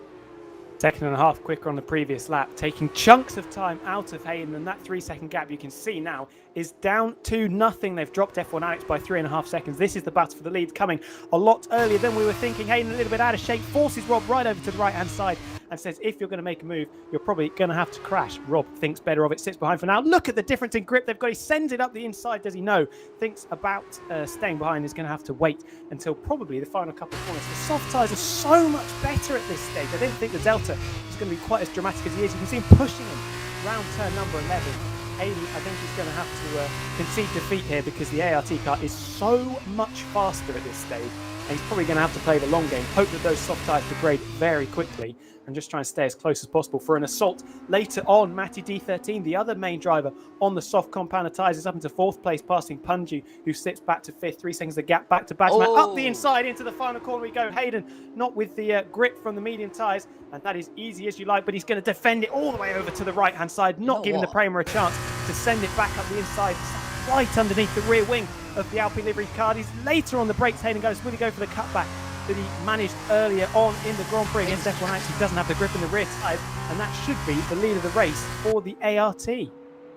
Well, you know what? That inside line for the Alpine may causes a lack of I guess just a lack of pace for the exit because he's using the inside more than what he would be on the outside. But Rob does take the lead, and what a move for the lead as well, as on those full lap holds, soft compounds, that extra grip clearly working in his favor. And Hayden Gillis, I'm sure, will start to fall away more and more as time goes on. But that Prema put on one hell of a fight through lap 13 and 14 before eventually accepting defeat and allowing ART through as he oodles with the pedals out of the exit of turn number 10 and eventually 11. Well, actually, it's 8 and 9, but then it will be 10, 11 after that point. But looks like VAR Van Amersfoort has got a nice hold on the podium for the time being. Yeah, and Hayden's just got to try and take this as long as possible, keep himself in the race for the maximum amount of time, and that's G-Watts losing it out of the chicane. Are we going to get a safety car? Yes, we are. Front left wheel in pieces, and we have a late safety car, and that is going to throw many cats into a tree of pigeons, because that brings Hayden right back into it. He doesn't come into the pits for a new set of soft tyres. Obviously remembered what happened last week in Monza, where he came in for that late stop and dropped all the way back to the back of the pack, and then got caught up in midfield skirmishes as well. I don't think anyone's coming into the pits, it has to be said, so everyone electing to stay on those tyres. It's going to be a very short safety car because we only have 4 laps to go. That's going to give Hayden an unexpected opportunity, maybe. I mean, this safety car could also help in the favor of Rob, because it allows him to spend a few laps, maybe not degrading, but at least saving a decent amount of rubber for racing later on. Currently on lap 16 of 19, so we're only going to get a lap or 2 of this safety car, but it does mean we're going to get a lap or 2 left for racing, and I say left because we're on lap 16 of 19, so like I said, we are really starting to come to the final laps here, and everyone's going to start closing in on one another. Big shame for G-Watts, running in 10th place. Had a very good race, actually, recovering from that poor qualifying. Started down in 18th, but just dropped it on the exit, gave it a little bit too much of a bootful of throttle. Found himself face first in the barriers. No points for the Trident car. The other Trident is running just outside of the top 10 with Adam Sanderson. Potentially, with their fresher tyres than some of the cars around, could be challenging for, well, with the penalties for the guys in front, actually, Adam Sanderson could maybe get up towards P6 if he can get a shift on when the safety car comes in. Hayden, I think, should be fairly worried about Matty D13 as well, because you'd expect the car in to clear the Van Amersfoort of F1 Alex fairly sharpishly, and then Hayden's probably going to be doing more defending than attacking on this restart.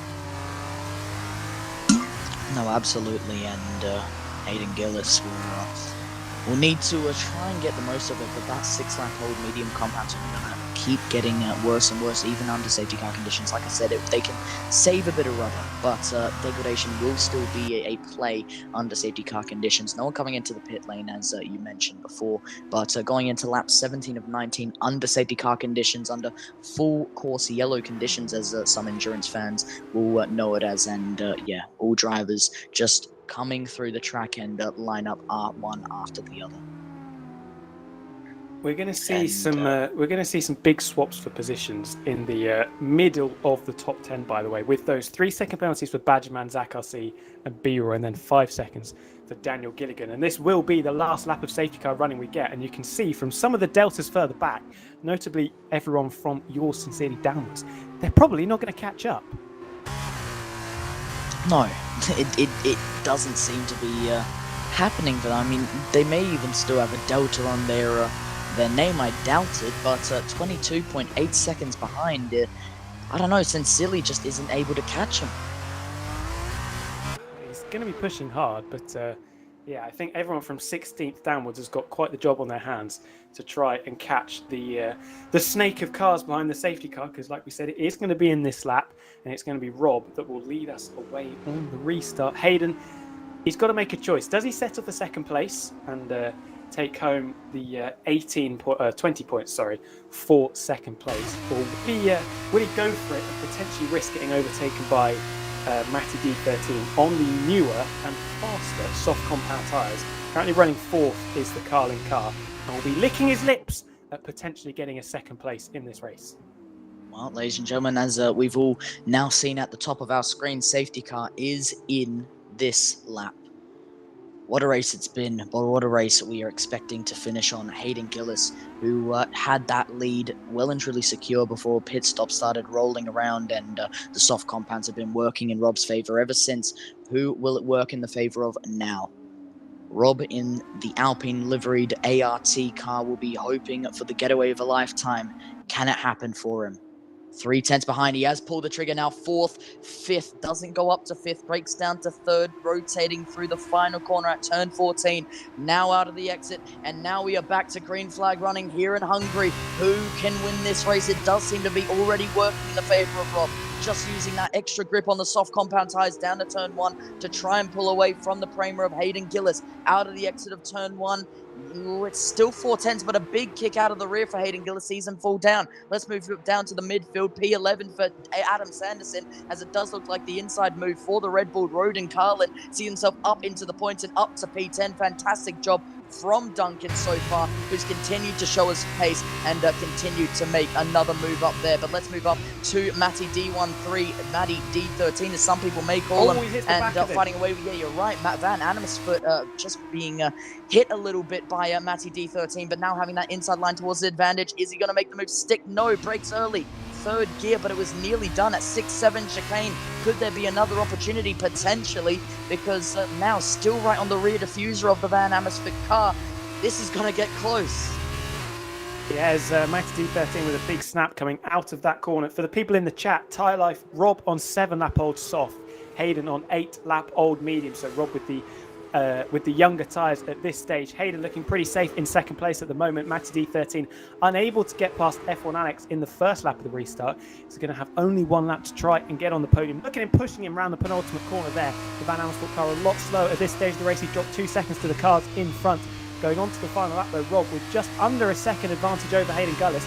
This is the battle we need to focus on though for 3rd and 4th. The final podium places for the Hungarian Grand Prix. Look at the run he's got out of the final corner. Is Matty D13 going to go over to the outside? Yes, he does. Who's going to be last of the late breakers down into turn 1? I think it's F1 Alex who's later on the brakes. Matty D13 trying to hang it around the outside in the road in Carlin car. Can't quite see what's happened, and I think the Van Amersfoort car staying in front for the time being, although I think Matty D13 is probably going to get another go later around the lap. Well, you can definitely say that one again, because Matty D13 clearly still got the pace advantage. Again, F1 Alex, I mean, 10-lap old medium compounds. That's more rough than what Hayden Gillis's tyres condition is currently in. But Matty D13 still not able to make the move stick down, but getting very, very close. Now through what is turn 5, just bumping the Van Amersfoort car just forward, almost begging him to move out the way just so he can get the move stuck in stone. What an exit out of 6-7 chicane. Car doesn't have the room or pace just to get it down the inside, but clearly waiting, tempting for the move. Now outside line, going into what is turn number 8 and 9. Now through 10, and out of the exit of 11, we go down to the back straight. Can he get a good opportunity? Does get the toe and slipstream, doesn't get the move though. Late on the brakes, third gear, does get another good rotation through there, but doesn't get the exit, and a good defense from F1 Alex. Let's move right up to the front of the field, however. Rob has defended and absolutely pushed to limits we did not believe, and it's ARTGP who wins the Hungarian Grand Prix. Brilliantly executed drive. F1 Alex does hold on to third over the line. That was some expert defending. We've got a drag race up to the line. Not sure who that is. I think it's Alex Budd, and you're sincerely fighting over the lowly positions of 15th and 16th. It's actually Carbon Shadow and Alex Budd who come over the line. 16 milliseconds separating them as we wait for our stragglers at the back who weren't able to catch the safety car to come round the final couple of corners. But yeah, that was some expert defending from F1 Alex, placed his Van Amersfoort car in exactly the right positions and gets a podium for his work there. Excellent stuff as we see Patterson drifting through the penultimate corner there. Probably a bit of fun. No points are in the offing for the second Van Amersfoort car. Very contrasting fortunes. Third and what will be 19th and last of the finishers as we come around the final corner. But yeah, brilliantly done from Rob, extending the championship lead with Hayden coming home in second. Speechless, really. What a race, and what a win for Rob. And not his first, definitely potentially not his last. He won a feature race in China. He's won a sprint race in Baku. He's won a feature race at what was the mystery round, now confirmed as Monaco. He won the feature race in Monza. And now we can now say he's won the feature race once again here in Hungary. Brilliant. Looks a class above, to be honest. Got the strategy right. We saw it previous week as well, that the medium onto the soft tyres was the way to go if you wanted to win the Grand Prix. Hayden Gullis, probably a bit of deja vu from last week. They both went for the same strategy. And once again, it was the ART car who came out on top. And you've got to be asking now, who catches Rob in the championship? That championship lead is extending by the race. You can see the final results there. Rob from Hayden Gullis and F1 Alex. Max D13, try as he might, wasn't able to get onto the podium with Punju.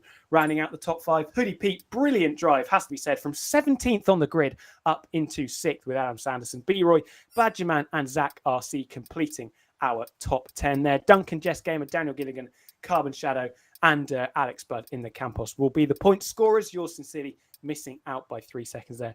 And then Artemis, Only Vic and Patterson back in 17, 18 and 19. GWAT, the only retiree. Oh, I'll tell you, I mean, you got to feel bad for GWAT. He was, into the top 10, and that DNF now sees him out of that race, and P20 is where he finished. But unfortunately, there will always be the DNFs, and there will always be the podium finishers. And in the case of Hayden Gillis, in the case of Rob, and in the case of F1 Alex, they see glory today. Absolutely. It was a brilliant race, I have to say. I didn't have too high expectations because Hungary on the F1 game at least can sometimes be a little bit dry, and the traffic can really kill the racing. But that was brilliant. We had different strategies as we did last week, and it was Rob that came out on top. And well done, sir. It was a brilliant drive.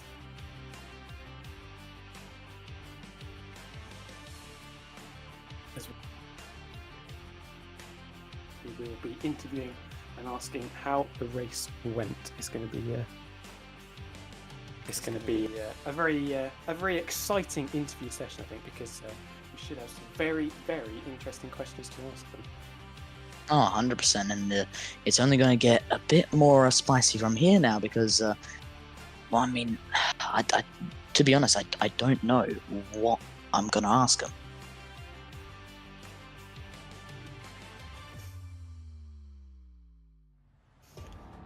So first into the interview box is going to be the race winner. It is Rob. Hello, my friend. How was that race for you? It looked easy when you look at the results, but I presume it wasn't quite as straightforward as it looked. No, it was not easy at all. It was, and I was saying that to my chat. Hello, everyone, by the way. I think it was probably the most difficult one that I had to do this season. If I'm taking the sprint and the feature, both were really, really difficult. But I really, really enjoy it. It was in the same time the most difficult one and the one that I enjoyed the most. So I'm really happy about the win in feature. It was really, really tight with Aidon, but yeah, I'm a bit tired, more than usual, to be honest. But I hope you enjoyed the fight with the guys. It was very very exciting to watch. I just want to ask you this because we saw in the sprint race Daniel Gilligan in a similar position to yourself, pitting very late, which turned out to be the incorrect decision. Was there any thought in your mind that you wanted a new set of boots? Because there was a little bit of a gap, but you would have lost a whole heap of positions.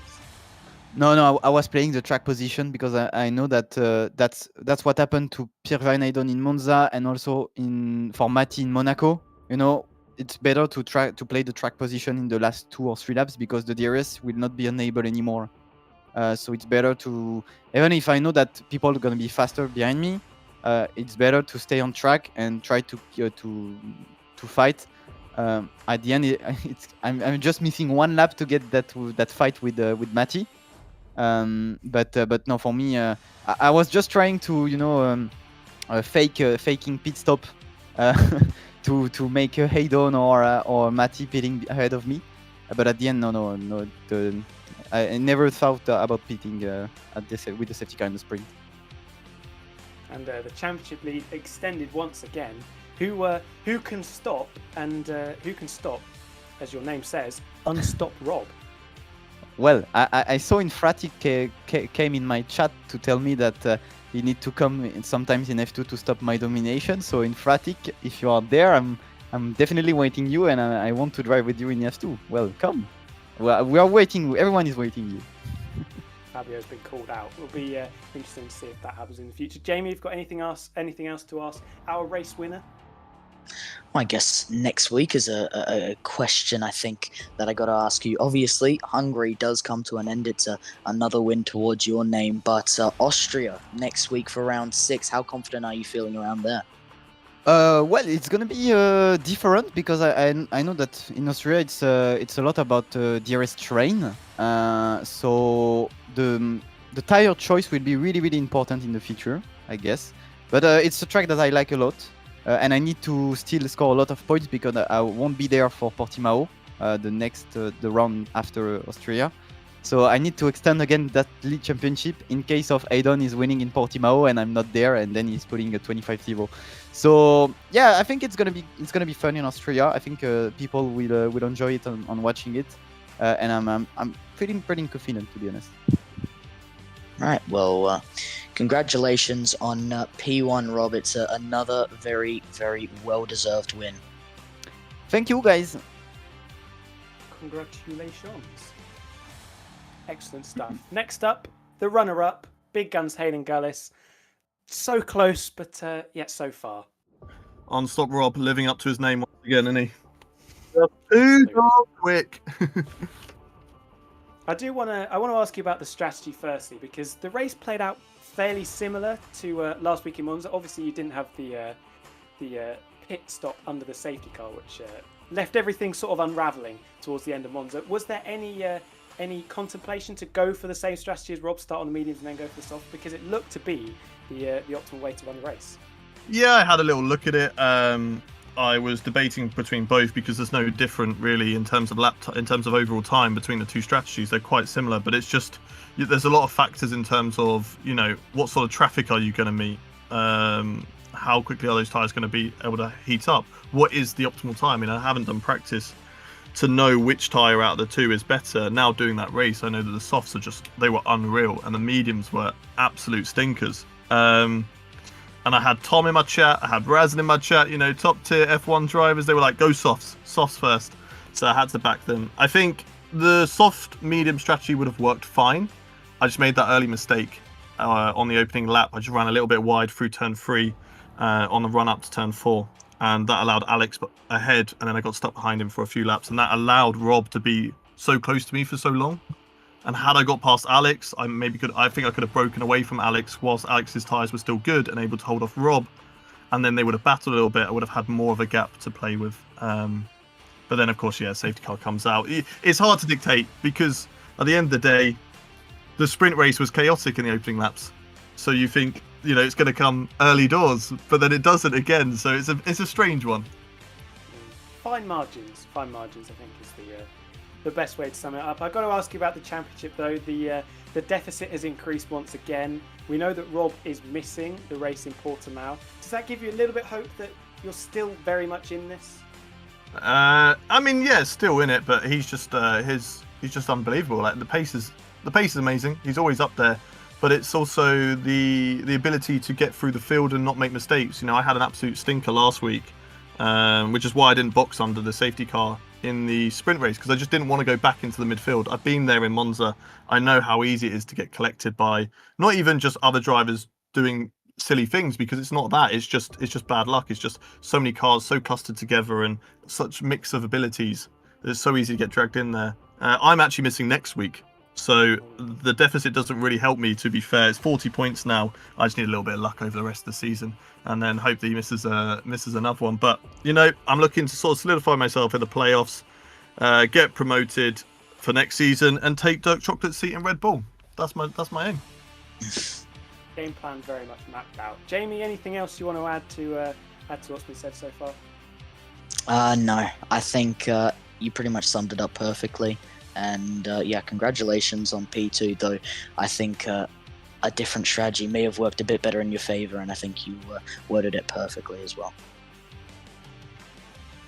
Very good. And maybe you should focus on, or maybe you shouldn't listen to what the F1 drivers have to say, because they're not part of the F2 series. So that is true. Go your own way. Very well done, though. Second place, good haul of points, and an accomplished drive in the feature race. So well done. Thank you. Top two have been done. Now we go to third place, Matty D13. Oh no, sorry, F1 Alex. Sorry, got the timing charts wrong around. F1 Alex, hello, a podium for you. It could have been the race win, but I have to say, first off, excellent defending at the end of that race to keep Matty behind. Thank you. Yeah, no, I had. I was actually just telling Hayden in the interview room. By the end of when the safety car come out, I panicked because I was on 65% and I could see Matty behind me, and I knew obviously he was on fresher softs. I was like, right, just defend for your life. Don't fight Hayden or Rob. That's not the plan. The plan is to just kind of keep Matty behind me, and luckily I did. It was perfectly executed, and the podium is just rewards for what was a very, very well accomplished feature race drive. Yeah, I mean, I qualified P3. I don't know what it was, or whether the timing was a glitch or not, but I was P1 for I think sector 1 during the feature quali. I was P1 and I thought, okay, this is nice. And then I messed up on one of the corners. I went down to P4 and I saw Hayden and I was like, no. So then I started P3 and thought, okay, yeah, we can do something here. I think I managed to get to P2. Oh no, P1. I was P1, wasn't I? And then my tyres started to die and I thought, well, I'm pitting because they passed me, and then I just couldn't catch them. Them boys are a little bit too quick on me. They are very quick, and they've shown that numerous times. Jamie, thoughts on a very, very good race from F1 Alex? I think the defense is something that should be highlighted more than anything. I mean, you had a soft compound runner with much better tyres than what you had, and a great defense on not only the last lap but the final couple of laps. So congrats on that. Thank you very much. Really appreciate it, boys. Well, I think that is us done for the Hungarian Grand Prix. Very well done. Excellent podium finish. Enjoy the virtual champagne if you like. And we'll see what happens next week in Austria, which I am very looking forward to, because Austria, I mean, it's the king track for chaos. Is it though? I feel like I'm arguing with you here again. I mean, it just separate opinions, but in my opinion, I feel like Austria is, I mean, like Hayden brought up, it's like DRS chicken. I battle-wise, apart from maybe turn 3 and off the start at turn 1, I don't know. I feel like it's going to be quite a smooth race. Well, I think, well, since we're in F2, and we saw it in the Hungarian sprint, people were definitely not scared to throw a wheel up the inside of someone and try and force their way through. So I think Austria, long straights, obviously the DRS we saw wasn't that powerful, but I think we could be seeing some classic F1 online open lobby dive bombs in the turn 3 and turns 4 hairpin. We saw it at all. We already saw it today with Rob and we saw it at Hayden as well. I mean, they love to go at each other down the inside. So I think, unless there's anything else you want to add here, I think we're probably going to be done for the F2 this week. No, I'm done, and I think you're done. But no, what a weekend, man, and really well drove by Rob, and that strategy is almost falling into hands with the drive that he put on. Absolutely extending that championship lead, and as his name says, he is looking unstoppable at the moment with back-to-back feature race victories. But that has been it from us from the F2 scene. We are now going to cut over to the highlights for the F1 series as we wait for that to kick off at 6 p.m. sharp. I've been Tom. I'll leave you to Jamie to round us off until next week. Well, either way, thank you, ladies and gentlemen, for anyone that did decide to tune into the F2 stream. Yeah, like I said, it was a fantastic race from Rob, but also by the feature race winner by Matty D13. So, yeah, well, I mean, what a race, like I mentioned, and what a way to finish off Hungary for round 5. Absolutely. Thank you, everyone, for watching, and we will see you next week. For P14 comes, we've got more people that came across the line. Elray Guri can only manage 10th for now. Taco in 11th. Can emphatic spoil the party and knock Chesnoid out of qualifying. The checker flag has dropped. Emphatic up to the line. It is P13, one position above what we would expect. We would expect a P14. And Dale's got a 5-place grid penalty collision with Kaya. I'll be interested to find what happened in that in the clip, but anyone else in the drop zone on a lap. I know Ben is not going to be able to improve. He's starting near the back on purpose. I know that. Taco Man's beached it on the gravel, but I think he's going to be safe there. We'll see if Team McMahon, though, can get intermediates pole. This is the lap we've got to see. Can he beat Sasso's time on the inters now? Yeah, so this is what he's really in for. I mean, we saw Alex Gillen at the top end of the field looking like an absolute weapon. You can tell he's been practicing. The practice has paid off. He retired out earlier in the pit lane, P3, very solid result. Is anyone going to dethrone him? I don't know, but Tiamat Arda looking like a real talker of a lap for him on these inters. It looks like he could link up something really special here, down through Ascari, keeping it very nice and tight to the apexes, but not overcooking it on the throttle. We've got a few more cars who are coming in now. Razan Shai doesn't make an improvement, for instance. He's just crossed the line there. And Tiamat Marda is going to be coming around Parabolica now. Is Ben going to make it? Final couple of meters here, and it's going to be a 1:22.093. I believe that is. That could be into his pole, but I'll need to double check that. I think he might have it, but whichever way you slice it, I know by intention or not, like Maraki, I know he's going for that Q1 exit. Peya down in P20, and then going to be leaving us in Q1 is going to be Tiamat Marduk, Curbs, and Chesnoid, just being shy of the threshold by a few tenths.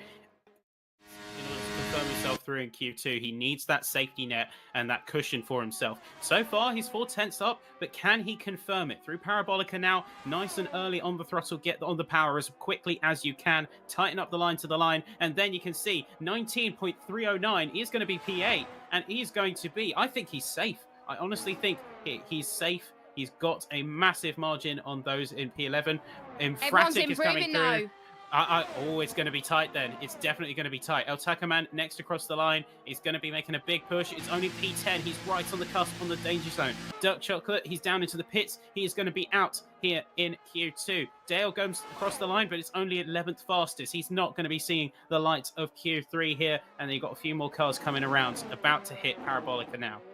We've got Guerra and Dave on laps there. And they're the only two that can spoil the party for Takaman and GB68. Vince is safe. We can confirm that Vince is safe. But will GB and Takaman be safe?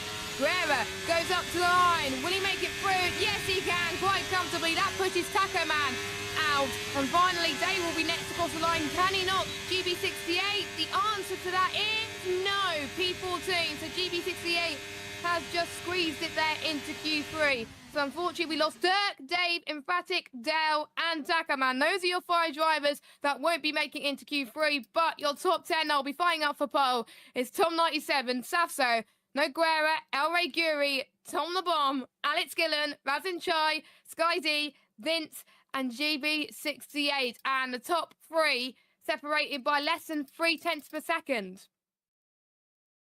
But this is where it all comes down to the line. We've got a few more drivers coming through. Razin Shai, 18.773. What a lap initially coming out from that Mercedes there. We've got Tom97 as well, about to come out of here into the line, and an 18.629.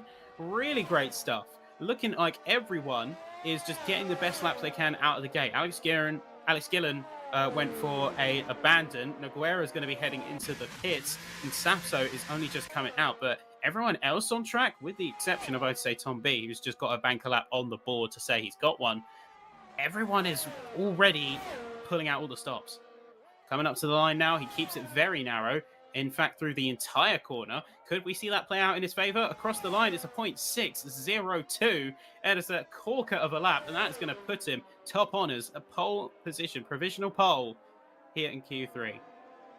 Beat that, says Razin Chai. Can anyone topple him towards the very end of qualifying? We've only got about 5 drivers on out laps right now, but Alex Giddens about to start his lap. Tom97 is just going through turn 4 right now. We'll see what he could do. He's purple first sector. He's one of the first drivers to get into the 25 in the first sector. This is looking rapid from the Spaniard. Tom97 heading towards this back straight, heading towards the Scari now. DRS wide open at 215 miles an hour. Exits into a Scari, and what's sector 2 gonna be? It's a 26.291. And Razin Chai just said on Team Ready he messed up the Scari. That's what costed him. Maybe even into the 25 in 25 in the second sector. So this is good for Tom. Purple first, purple second sector. Is it going to be purple final sector? More importantly, is it going to be pole for Tom97? Yes, it is by quite some margin. For 118.319. Let's see what Alex Gillen could do. He has invalidated his run. Safso's on a run as well, but he's down in the first sector. So he's not going to improve, but let's see what Alex would have done. Because the line 118.6, that would not been enough for pole. Anyway, El Ray Guri is coming towards the line in 7th position right now. What's it going to be for him? Is it going to be good enough for pole? 118.9, which puts him into P4. And I think Vince will be the next one to cross the line in P8 at the moment. 120.0 for him. What's it going to be? 119.4, he stays 8. Tom is finding time in that first and second sector, but I don't think it's going to be enough for pole. But what's it going to be for Tom? A front row will be good for him. Only P8 for Tom. Sato goes into the pit, and Noguera goes in at 2-4 spots. So it's Tom97 who's on pole by 3 or 4 tenths, and for Razin, his biggest mistake was a Scari. Without a Scari, I think Tom and Razin would have been close. But for the 4th time this season, for season 5, the 5 red lights are coming on very, very shortly. And we are underway. Tom97 gets a very good start from Razin Chai. And also Noguera trying to go on the inside of Alex Gillen in towards turn number 1. This could be make or break as they all make their way through this corner. We've seen carnage here before in F2, but looks like everyone is managing it A-OK right now. As the top 7 pretty much lane 9 astern. Tom's made his way up, so he's emphatic. Safso's dropped his way down to 10th place. And we're already seeing some positions made in the back. We got Tom and Razin Chai going side by side in towards turn number 4, but Razin Chai has backed off, unfortunately. Another troubled corner, which I found my way into the wall at times, as Razin Chai makes his way to the lead through the first Lesmo. And we've got a Mercedes 1-3, and Tom97's happy is in a Mercedes sandwich. As we can see, Skyzy making his way past Noguera up into 5th place. We've got loads of Clubber going through the back, but we got a battle for the lead once again as Tom 97 switch places from Razin Chai. Alex Gillen deciding to stay back right now. It is very tight near the sausage curb, but luckily both of them have avoided it. Razin Chai is right on the gearbox of Tom 97. We can see Tom the Bomb getting past GB68 up into 7th place. So Tom is having a great race on those softs. When he's on the softs, he's on fire. So he's looking to do that right now. Team Marlick's already made up 1 place. He's up at the 15th spot. Yellow flag, there's a big pile up in towards turn 4. And that was Noguera trying to make his way onto the circuit, but couldn't. We got a VSC and quite a few front wing changes, I think, are going to be for a lot of drivers. But what a shame for Noguera. He had a good qualifying session, and he's already down into last place. Razin Chai saying the fastest lap so far this race with a 125.6. So he's looking like he's going to be quick. And Alex Gillen is well on the back of this as well. I think a lot of people will be saving their ERS with the DRS train. But with the likes of Tom and Razin, they'll be switching for the lead like no tomorrow. And Razin Chai is going to do exactly the same thing. Razin Chai up into P1 and Alex Gillen doing exactly the same and follows Razin Chai through. A brilliant result so far from the Mercedes pairing.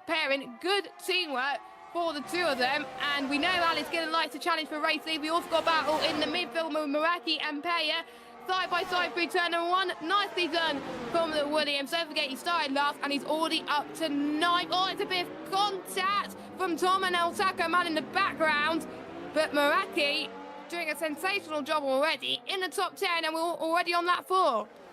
Alex Gillen takes the lead from Razin Chai, so we got a third different race leader this race so far. We had Tom 97, we had Razin Chai, and now we got Alex Gillen, and I wonder when's this strategy going to come into play? Do they want to be leading going into the final lap later on? But further up, we have got Ben Daly. We have got Tiamat Marduk looking for a three-way fight for P5. First, it's going to be El Reguiri. He's going to tuck in immediately behind, and he's going to slip right by. He's going to say, "Thank you, good sir, for opening the door. I'm just going to use that door wedge nice and proper," and he's up into P6. Vince is having a very difficult time retaining that position. And this is what we often see at Monza. You have small packs of racers. They're going to be swapping, chopping, and changing places all the time. And until they can make a major breakaway, they are kind of stuck in perpetual battle. Or can you limp it along enough to where you can do it as part of your normal strategy? Here we go. We've got Team at Marduk. Ben is going to be pushing up into P5 now. Down the start-finish straight. He's going to be getting almost to say just over 200 miles an hour in that Ferrari before locking in the move heavy on the brakes. And very nicely done from him there. So this fight for P5 is very much continuing. And in all of that, I think he has got quite the run on El Reguiri. If he could confirm it heading into Ascari, he might have a chance of clearing. Meraki is going to go onto the medium tyres. We saw in the F2s earlier, the undercut could be so powerful around this track. It is huge. So Meraki wanted to get ahead of a lot of the drivers around him. If there's a safety car, that might hinder him in some way. That could benefit a lot more drivers. But at the moment, Meraki has just come out just ahead of Emphatic. But yeah, there's quite a lot of... Oh, migrating host. That's not good. Yeah, that's going to be a bit of disconnect. So he just had Emphatic lost control. That could be red flags on the cards there. We've lost a massive amount of the field. Razin's gone. Curbs has gone. Emphatic's gone.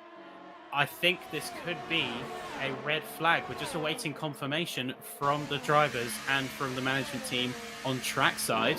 What's it going to be? Because everyone's out. And oh, what is that has just happened there? That is net code if I've ever seen one.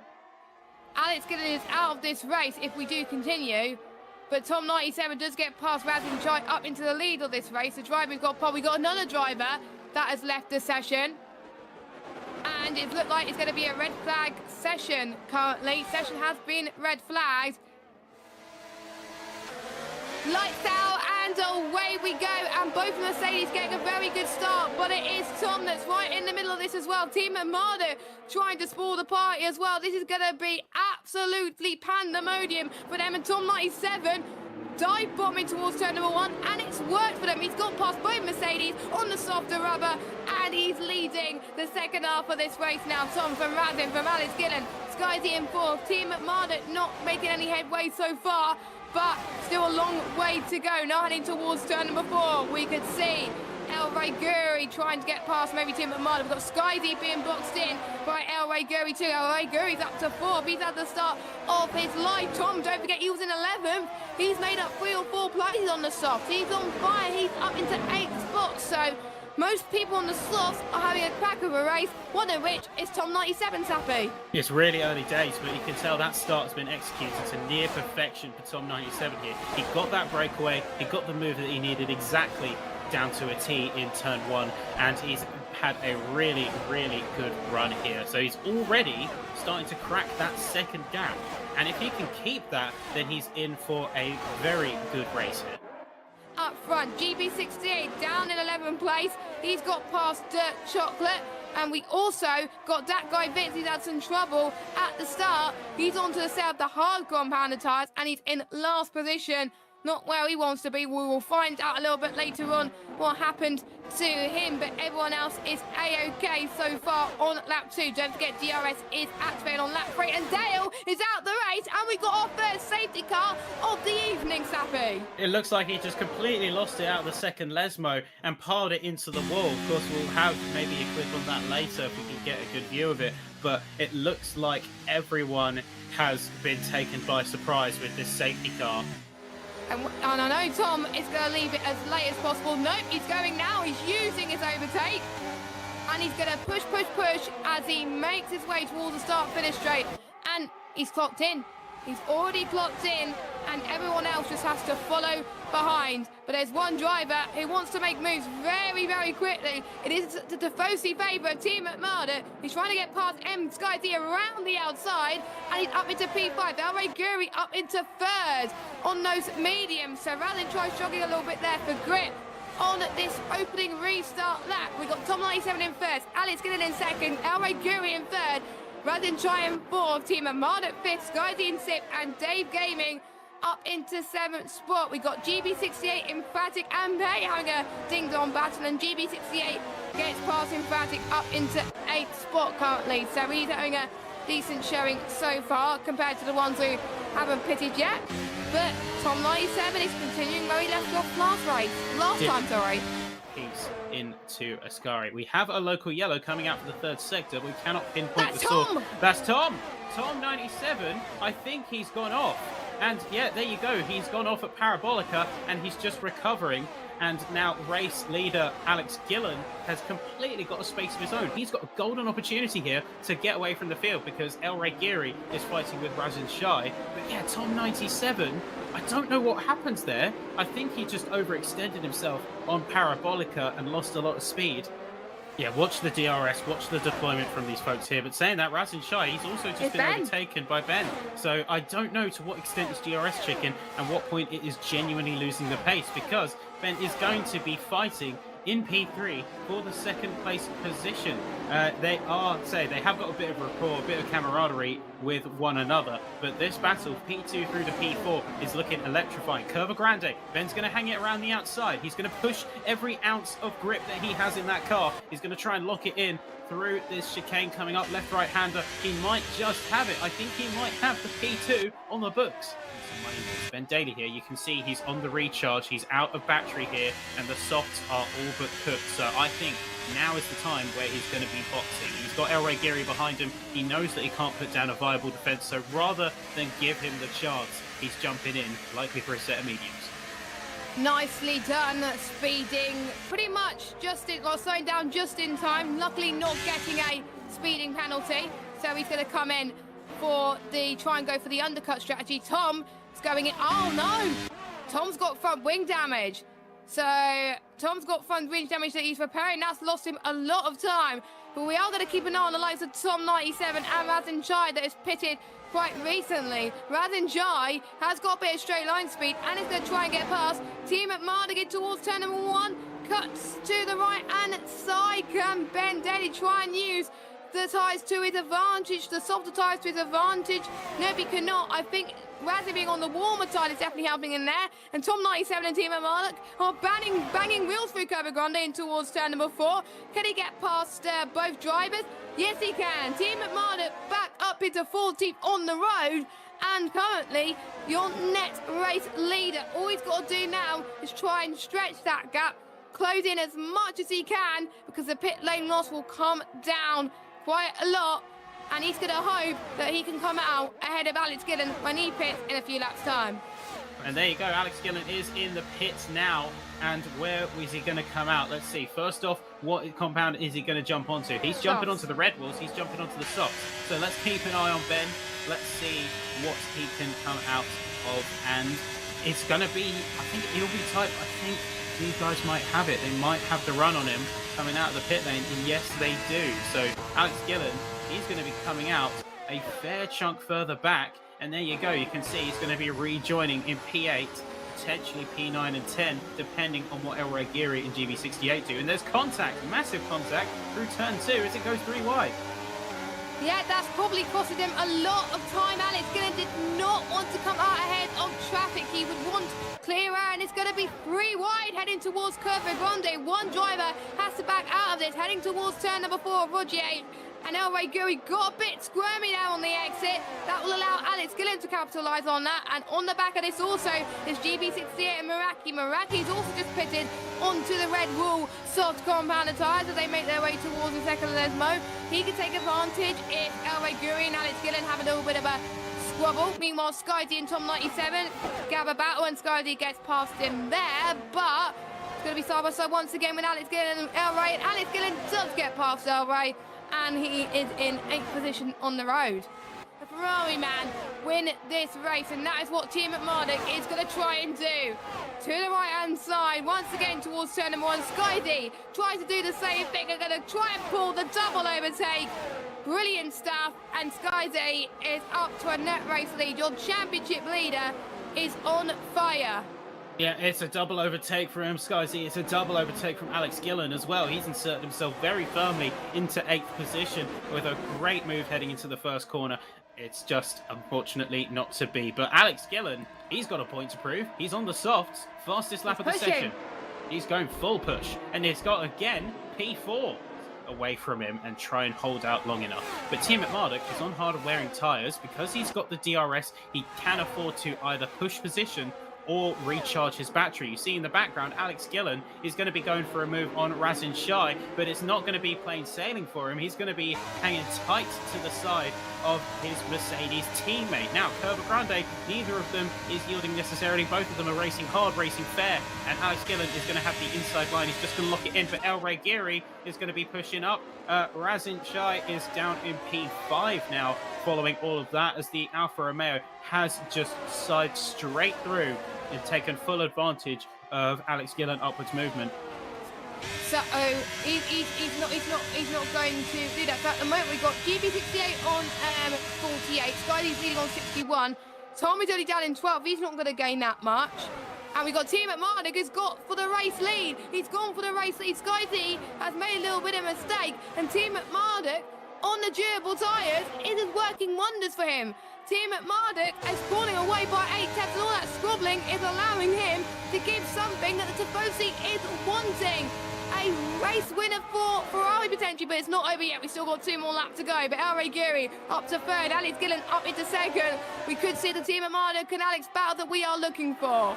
He's trying to close the gap as best he can. He's running fairly low on battery. Alex Gillen now onto the left side. He's going to hang it on the outside. He's going to try and confirm the move on the Ferrari. El Reguiri, the massive send. He outbrakes himself. He has to take to the escape road, take to the curb, and he is going to be completely throwing himself out of contention here. Down to P4, potentially P5 as well. So all eyes are on these 2. Meraki is up onto the podium. He's inherited some great space and great points after all of this. But here you go. Alex Gillen v Team McMurdoch. Fated rivals. Of course, they have come out of left field completely, not being with us in the season until now, and it's absolute fireworks now on racing through Lesmo 1, Lesmo 2. Team McMurdoch could have an opportunity to get it coming out of Ascari, but he has to play his cards right. It's too far back to really make a move at this point, though. Look at his battery. He's barely got anything left. I think Alex Gillen might have confirmed it, but it all comes down to these last few corners. He's got to nail it. Don't be too aggressive. Alex might have a bit more fuel. He might have a bit less fuel though. We're being told that he is running a deficit, who had to do a bit of lift and coast. And a few warnings and penalties are coming out for a load of the drivers bottom down here. But coming down to the line, this is going to be it. He's come from down under. He's partied down under. But tonight he comes out on top. Alex Gillen, what a run. And what a win here at the Italian Grand Prix. And then you look at the standings. You've got Alex Gillen, Tiamat Marduk, and then Meraki taking your podium spots with El Ray Geary and M Sky Z taking P4 and P5. Raz and Shy, Dave Gaming, Tom97, Perya, and Tom B complete your top 10 with Sapso, GB68, Infratic, Dirk Chocolate, Dak Guy Vince, Chesnoid, Curbs, Taco, Noguera, and Dale rounding off the field. Dale, unfortunately, being your only DNF of the session.